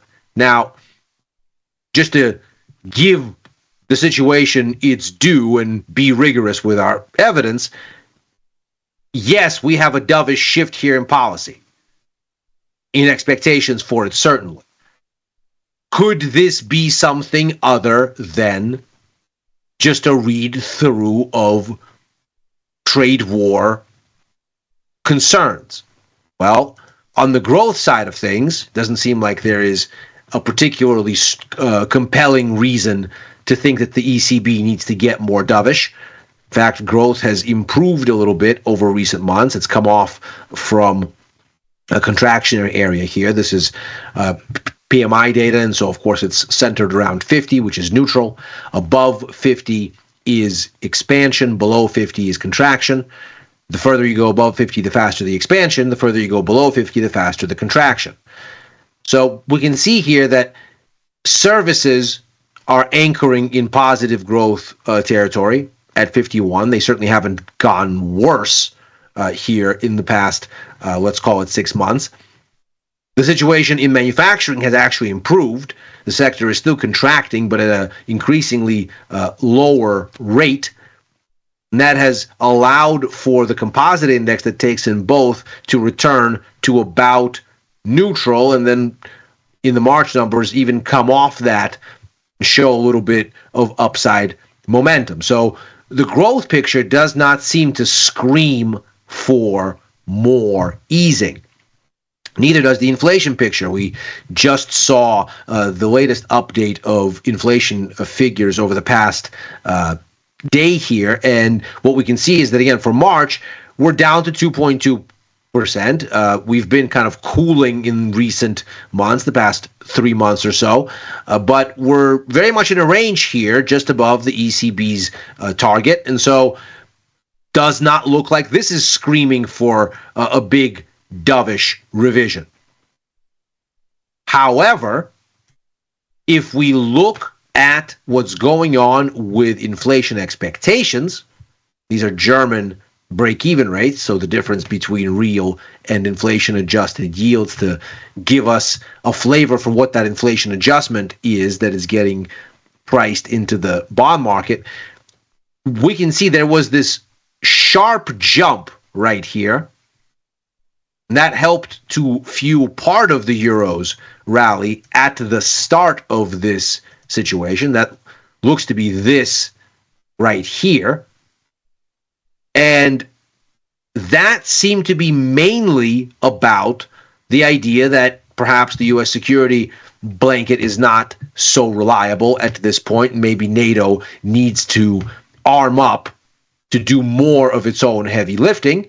There's, of course, a rapid race toward defense rebuilding in Germany, in France, in the UK, but most critically, of course, in Germany, where they went so far as to suspend their debt limit for defense spending in the new administration. So we have a jump in yields around that story here, because, of course, all of the money they want to spend on defense will amount to some degree of inflationary pressure. But we can see since then, inflation readings have fallen off a cliff, and in particular at the shorter end of the maturity spectrum. This 5-year rate has absolutely cratered. And this really speaks to the idea that the markets envision economic pain ahead in the relatively nearer term, that they envision some kind of a recessionary dynamic gathering steam downwind, even as growth now seems anchored, and even as inflation now seems anchored. And all of that seems to be giving us this adjustment in policy expectations toward a more dovish setting, and again, helping to explain how we have this decoupling even as the euro is surging. This, of course, sets up a very interesting setup for the ECB as it prepares to deliver these rate cuts. Because the rate cuts themselves, as we can see here, they're pretty well baked in.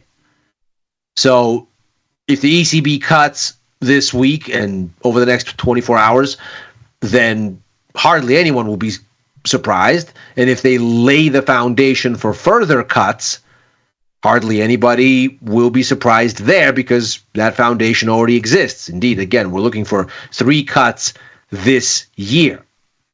And so the real question now becomes, what can the ECB say that meaningfully alters the status quo and helps to guide the next steps? Because clearly we're decoupled from the usual dynamics and looking at something else here as the main catalyst for what's going on. And from the ECB's perspective, of course, and the market's onboarding of that perspective, the key question is, what does the ECB see going forward beyond the immediate uncertainty scare? Now, it doesn't seem like the ECB is going to be in a position to say or do much for the near term, because, of course, we're back into that situation where the uncertainty with which we now have to operate has kind of hamstrung central banks. This is, again, echoing what Chair Powell said for his part just earlier today. The ECB seems unlikely to be any readier to make a call. But the larger issue is, of course, what ends up happening downwind.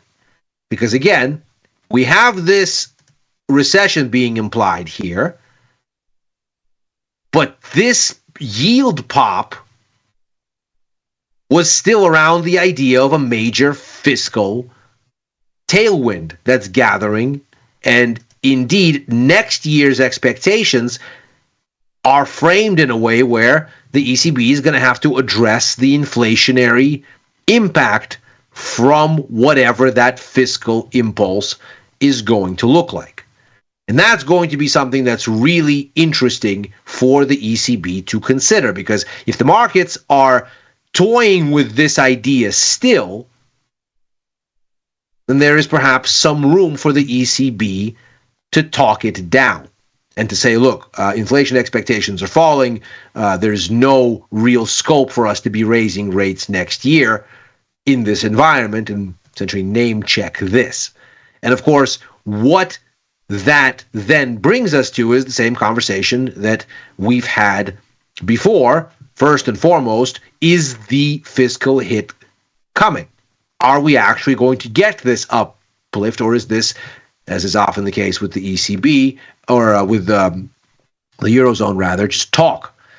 We've talked about this framework from optimum currency area theory that measures whether a country will embark on deeper integration, which is really what you would need here to start to have defense integration, where the more integrated the countries in a union, the greater the benefits of that integration.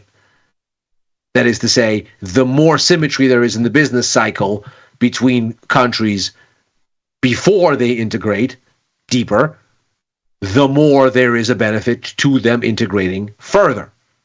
Because the more symmetry there is, the more the benefits pay and the less the costs hurt. That's the size of the benefit, sort of within this model, where benefits outweigh costs. There is some level of integration that optimizes these things. But of course, we can see that with an increase in benefits to integration that come with military security, a benefit outside the realm of this framework, the upshot is we are going to expect that European Union members would expect a lesser degree of integration as a prerequisite. That is to say, the bar is low to doing this if defense benefits are on the table. And so, on the one hand, the ECB has room to say, well, look, these are all hypothetical things, and right now inflation expectations are cratering because we have a recession scare gathering. There's no room for us to be thinking about rate hikes next year. And that starts to make the euro look a bit softer as you head into this critical resistance going back to the highs in 2023, right around 115.30. Perhaps you start to run aground here a little bit and lose a bit of momentum as the possibility that you get hikes next year falls away. That is to say, the ECB is relatively dovish. However, because this is still likely to occur, it would seem, that inflationary impetus probably is still coming. Just not quite on the same timeline as the market's speculative appetite for it, or at least initially, was presenting itself. So perhaps what we're looking at is an anchoring here, or maybe even a pullback. But as we move forward, the outlook, broadly speaking, still looking very constructive, perhaps with the pullback looking more like an opportunity to buy rather than a reason to be selling,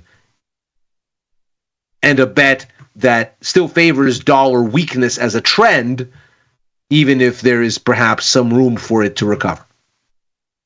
And that is Macro Money for today. As ever, we are here right after overtime, show that I co-host with Dylan Radigan and Chris Vecchio, looking at the Wall Street close and what it might mean thereafter. On a normal week, we're here Monday through Thursday.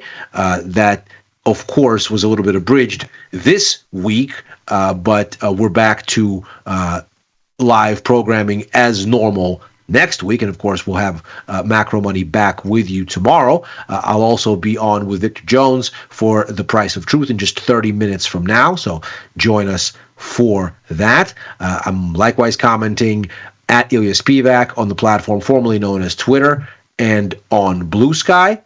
If you're watching on YouTube, like and subscribe. Macro Money's back tomorrow. Happy trading.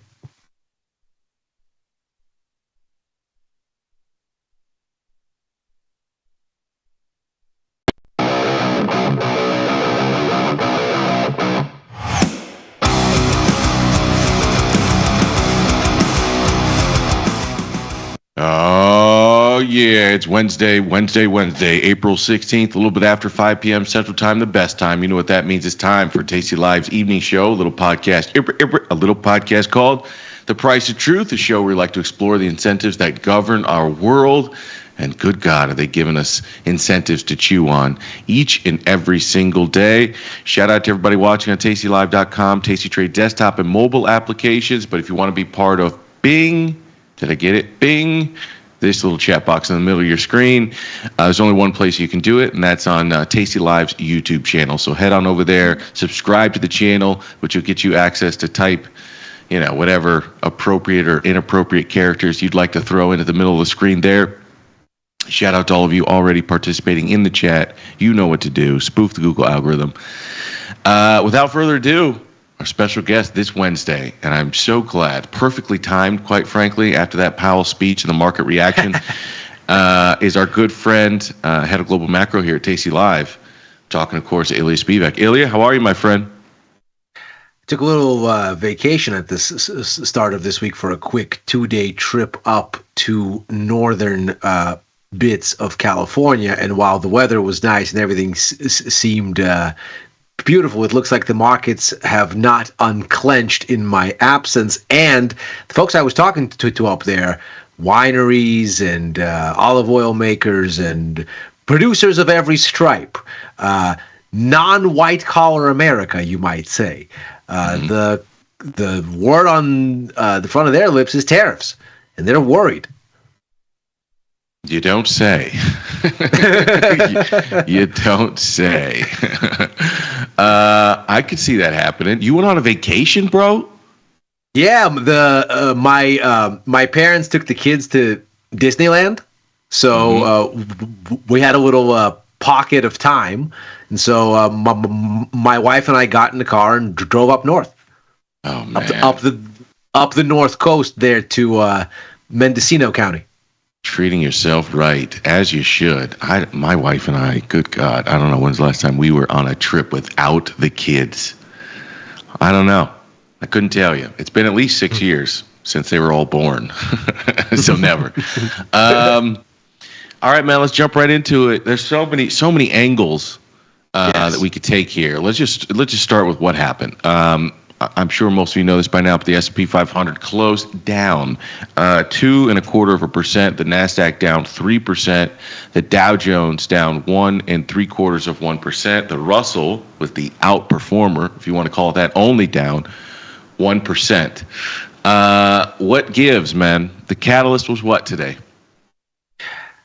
It's an interesting thing to say that we're searching for catalysts, because if you look at, let's call it a daily chart of, let's say, the S&P, just for sake of argument, it hasn't really gone very far in the past several sessions. And when you look at these big swings, 2% swing here, 1.5% swing there, they look big because we're used to swings that are much smaller. This is obviously not a normal level of volatility. But if you consider kind of where we are price-wise, we're essentially back to the bottom of the range that we started to carve out last week, when we got that big pause, I guess, kind of, in the tariffs. It's interesting to call it a pause because tariffs still went up from an average of about 2% to an average of about 10%. We just didn't get the extra tariffs beyond the 10%. Those got put on a 90-day hold. But the market has clearly liked that there seemed to be a kind of responsiveness to at least bond market chaos last week, where the administration came back and kind of softened its stance and sort of reduced the gradient of its tariff on-ramp. And essentially we said, okay, we're going to take this slower, we're going to negotiate, we're going to give this a 90-day pause before this really bites. The market has a huge rally and then sells off the following day amid this kind of digestive thing, because of course none of the uncertainty has been unwound. And since we had those two moves, we're kind of in a range. It's a very choppy range, but not much has changed. I think the tone of negativity today within that range probably comes down to comments from our favorite central banker, one Jerome Powell, of the great and powerful Federal Reserve, that didn't say anything differently from what we might have heard from him after the last FOMC meeting, or since he's spoken at other venues since then. But the markets clearly are wanting for him to say something different, and they clearly are wanting for the Fed to come and give them some sort of a relief. Yeah, they want the money. They want to pad themselves in cheap money so they can ride this out in a more confident state, and they're not getting it. And the Fed is telling him, look, maybe we'll see you next year, which was, I thought, a very interesting comment. Yeah, or the markets are functioning. I thought that was like the perfect summary of what his comments were. You know, the markets are functioning. It's kind of like coming out and saying, yeah, hey, sometimes markets go down, bruh. It's like, listen, you play stupid games, you win stupid prizes. Here we go. There's this line in a movie that I love. And Cameron, he has this line. He goes, "Hey, people get shot every day, B." And I feel like, in a way, Jerome Powell just came out the market. He goes, "Hey, people get shot every day, B." Hey.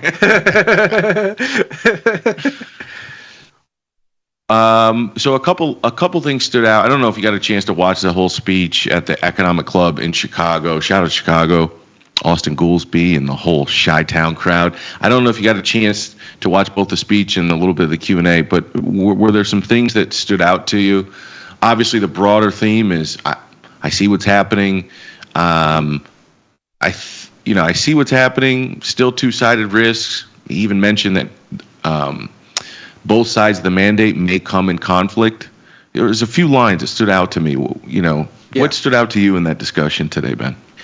I think for me, like the biggest sort of piece was, of course, and this is shouldn't be shocking to anyone. The part where he says that tension between the goals for the Fed puts it in a difficult position, because on the one hand, it's looking at these tariffs as likely to be a one-off price increase at best, but it's turned out to be a larger tariff effort than even their upside case expected. And so they see their job as making sure that it's a one-time price increase, and they see that as a exercise in managing inflation expectations.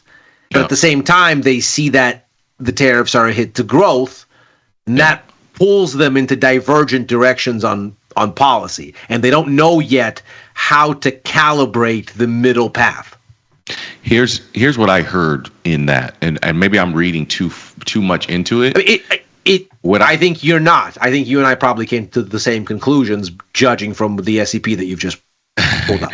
So when I hear but by all means, sir, go ahead. When I hear him say, remember, this is in March that they put this SEP out, right? And this is before you know what the tariffs are going to be, but everybody knows that they're coming. So at some level, they're putting out this projection, trying to project some and Powell some said future. This directly, right? In the press conference future. after, he described it exactly as you've just described it. So what I heard in that statement was that the tariffs were bigger and more impactful than what they had projected. I hear that perhaps this is optimistic, and perhaps this is not high enough. Right. That's kind of what that's what I heard. Exactly. I think that's exactly right. I think he basically came out and said, look, we're no closer to seeing what the tariffs actually do, because we're still in the kind of, we're delaying this, we're delaying that. We've just established a 10% tariff basically across the board, whereas the average before was about 2 across the board, if you sort of averaged them all out. So, okay, tariffs have gone up on net, again, averaged out, right? You can go country by country and things get different. But averaged out, you have about a 5-fold increase in tariffs. But it's just occurred. It's going to take months to really see it work its way through the economy and really give you kind of real substantive impacts in things like GDP. I mean, we just today saw retail sales numbers that were surging. They were surging for all the wrong reasons. They were surging because of tariffs on autos and auto parts and people front-running those tariffs. If you took kind of the obvious tariff front-running out of the retail sales numbers, the rise wasn't 1.4%, it was 0.4%. So you take a whole percentage point of a monthly increase out of it, but nevertheless, you still haven't seen kind of the bite to growth. In fact, if anything, the tariffs have been a magnet to boost activity as people kind of rush to squeeze it in before the costs go up. Same thing with Chinese GDP, don't you think? Don't you think their number was... Absolutely. I think that was all just front running. Absolutely. And the thing is, you saw it in Chinese PMI numbers already going back to late last year. And you've already also seen that it's faded in the PMIs. So you look at this GDP and you go, well, that's cute and all. But the PMIs told you that this was coming, and now they're telling you it's already gone. But I actually think we're going to see that in a lot of... That's why I think about the earnings season, and I think we're going to see the exact same thing. I think people are going to see a bunch of numbers that blow away the estimates, but then they give either no guidance or lowered guidance, because why would you try to be the hero into an uncertain future? So in the same way, you just got a better than expected GDP, you got better than expected retail sales. I think all that's telling you the same picture. You're going to get pretty good earnings numbers, but that's not what matters. If the market believes we're at this tipping point or this inflection point of the economic cycle, what we did 3 months ago is not going to matter, and that's going to make it really, really difficult. I know you're not like a binary bet guy, but I think that's going to make it really tough for binary bets this earnings season. Absolutely. because it's not going to matter what they did. No, not at all. And the thing is too, the markets already know that it doesn't matter, because if you look at the break-even rates, and this I thought was the most interesting part of Powell's speech, as relative to how the markets present themselves. Powell says, listen, we have to make sure that whatever price increase there is from the tariffs, that it's a one-off. That there isn't a push into inflation expectations from this. And the way that we're going to manage that is with rates. And since we don't know what that means yet, because the tariffs haven't hit and we haven't seen them really show themselves yet, since we don't know that, we're kind of hamstrung, but we can't be cutting rates in this environment because we don't know what's going to happen to inflation expectations. We can't have them get unhinged. But if you look at what inflation expectations are actually doing, they're falling. And they're not just falling in the US. They're, for example, also falling in the euro area. They're falling elsewhere as well.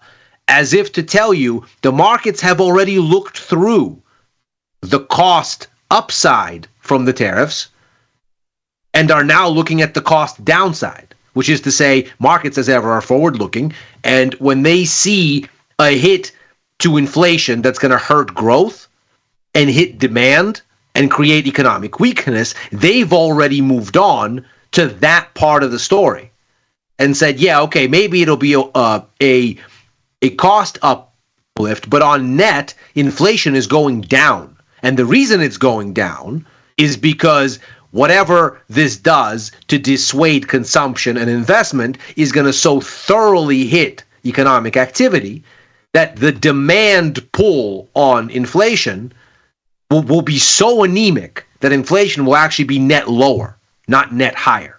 For all the wrong reasons, of course, but net lower. So higher unemployment, weaker spending, weaker investment, negative growth, perhaps. So what's you're seeing it, and you're seeing it everywhere. Well, the really interesting that the Fed already, it's saying, oh, we don't want inflation expectations to get unhinged. They're already not unhinged. They're heading the other way.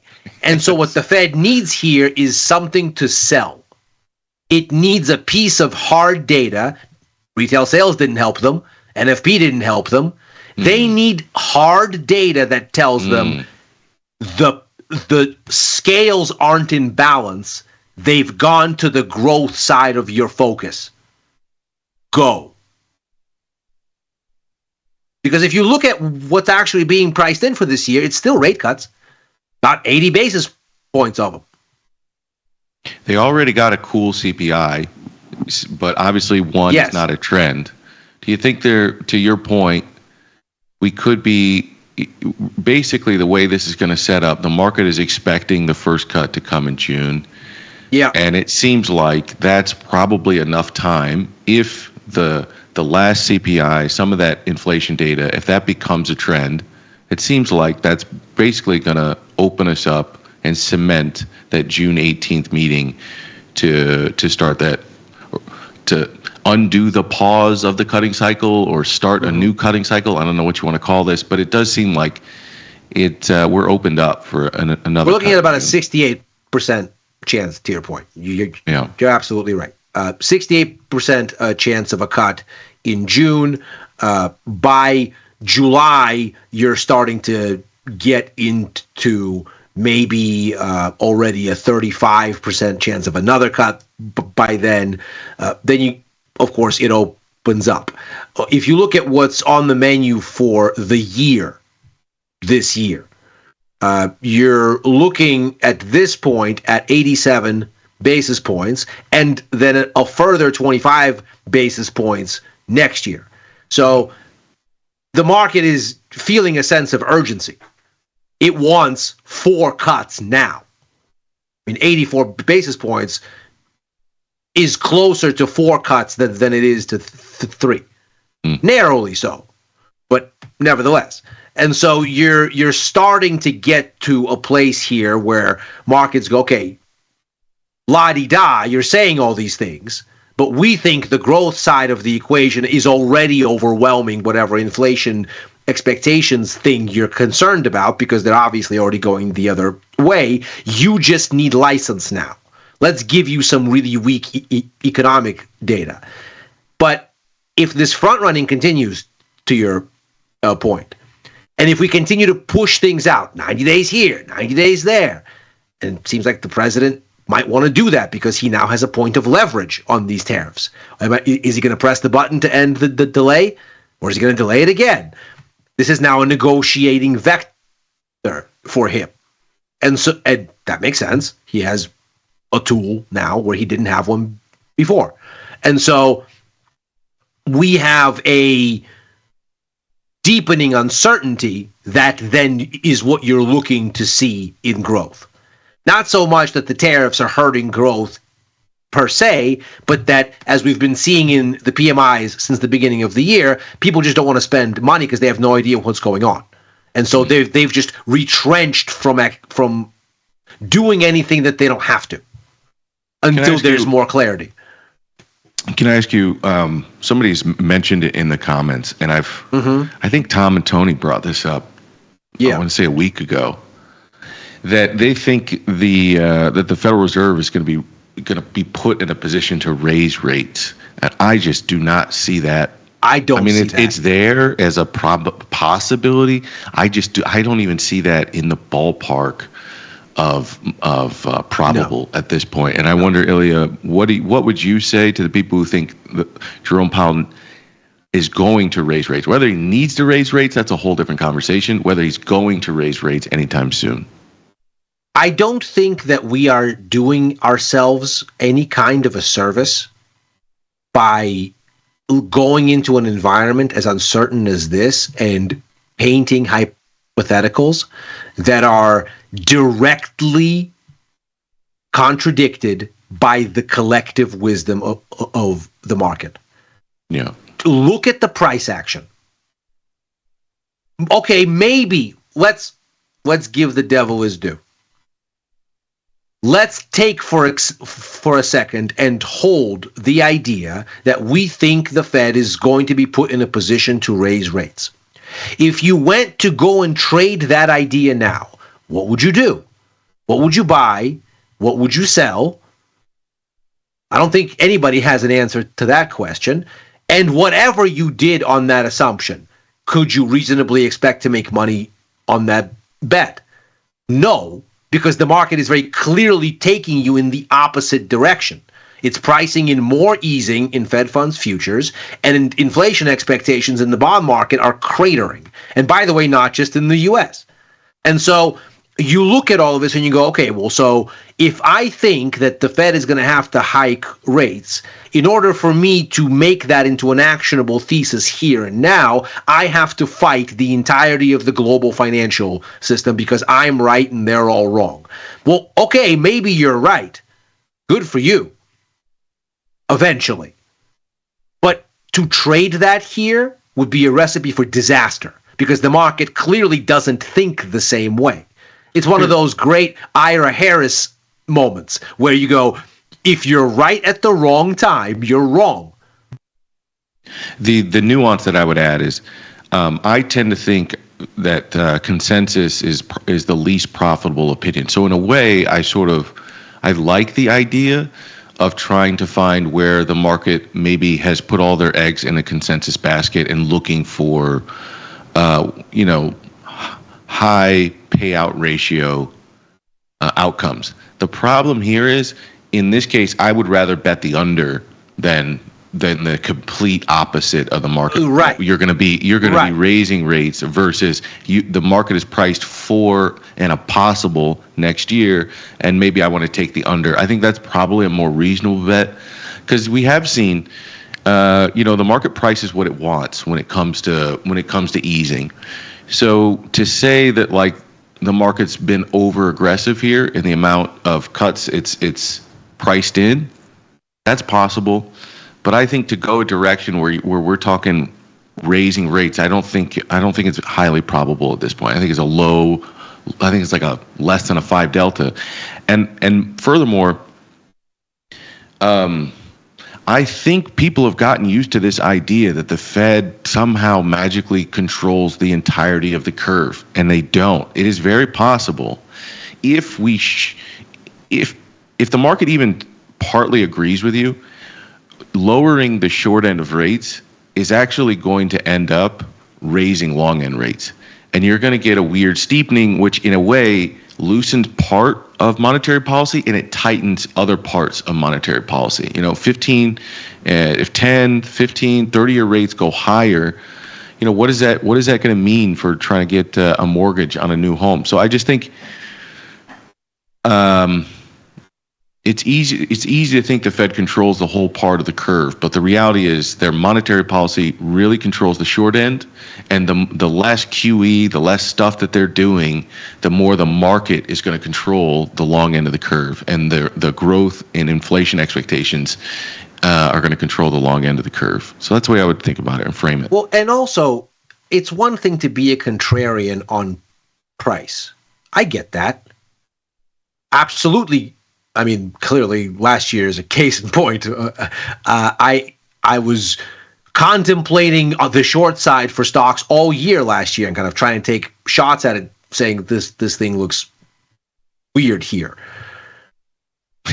So I'm very open to the idea that the not consensus bet is the bet to make more often than not. But that's different than betting against growth expectations. If you're betting against assets, that's one thing. If you're betting against what the market is telling you the growth dynamics are, you're not betting against an asset. So taking the market's view of the evolution of the economy 1 to 2 years forward, that's probably a given. That's not something to bet against because that's not an asset, it's a lens.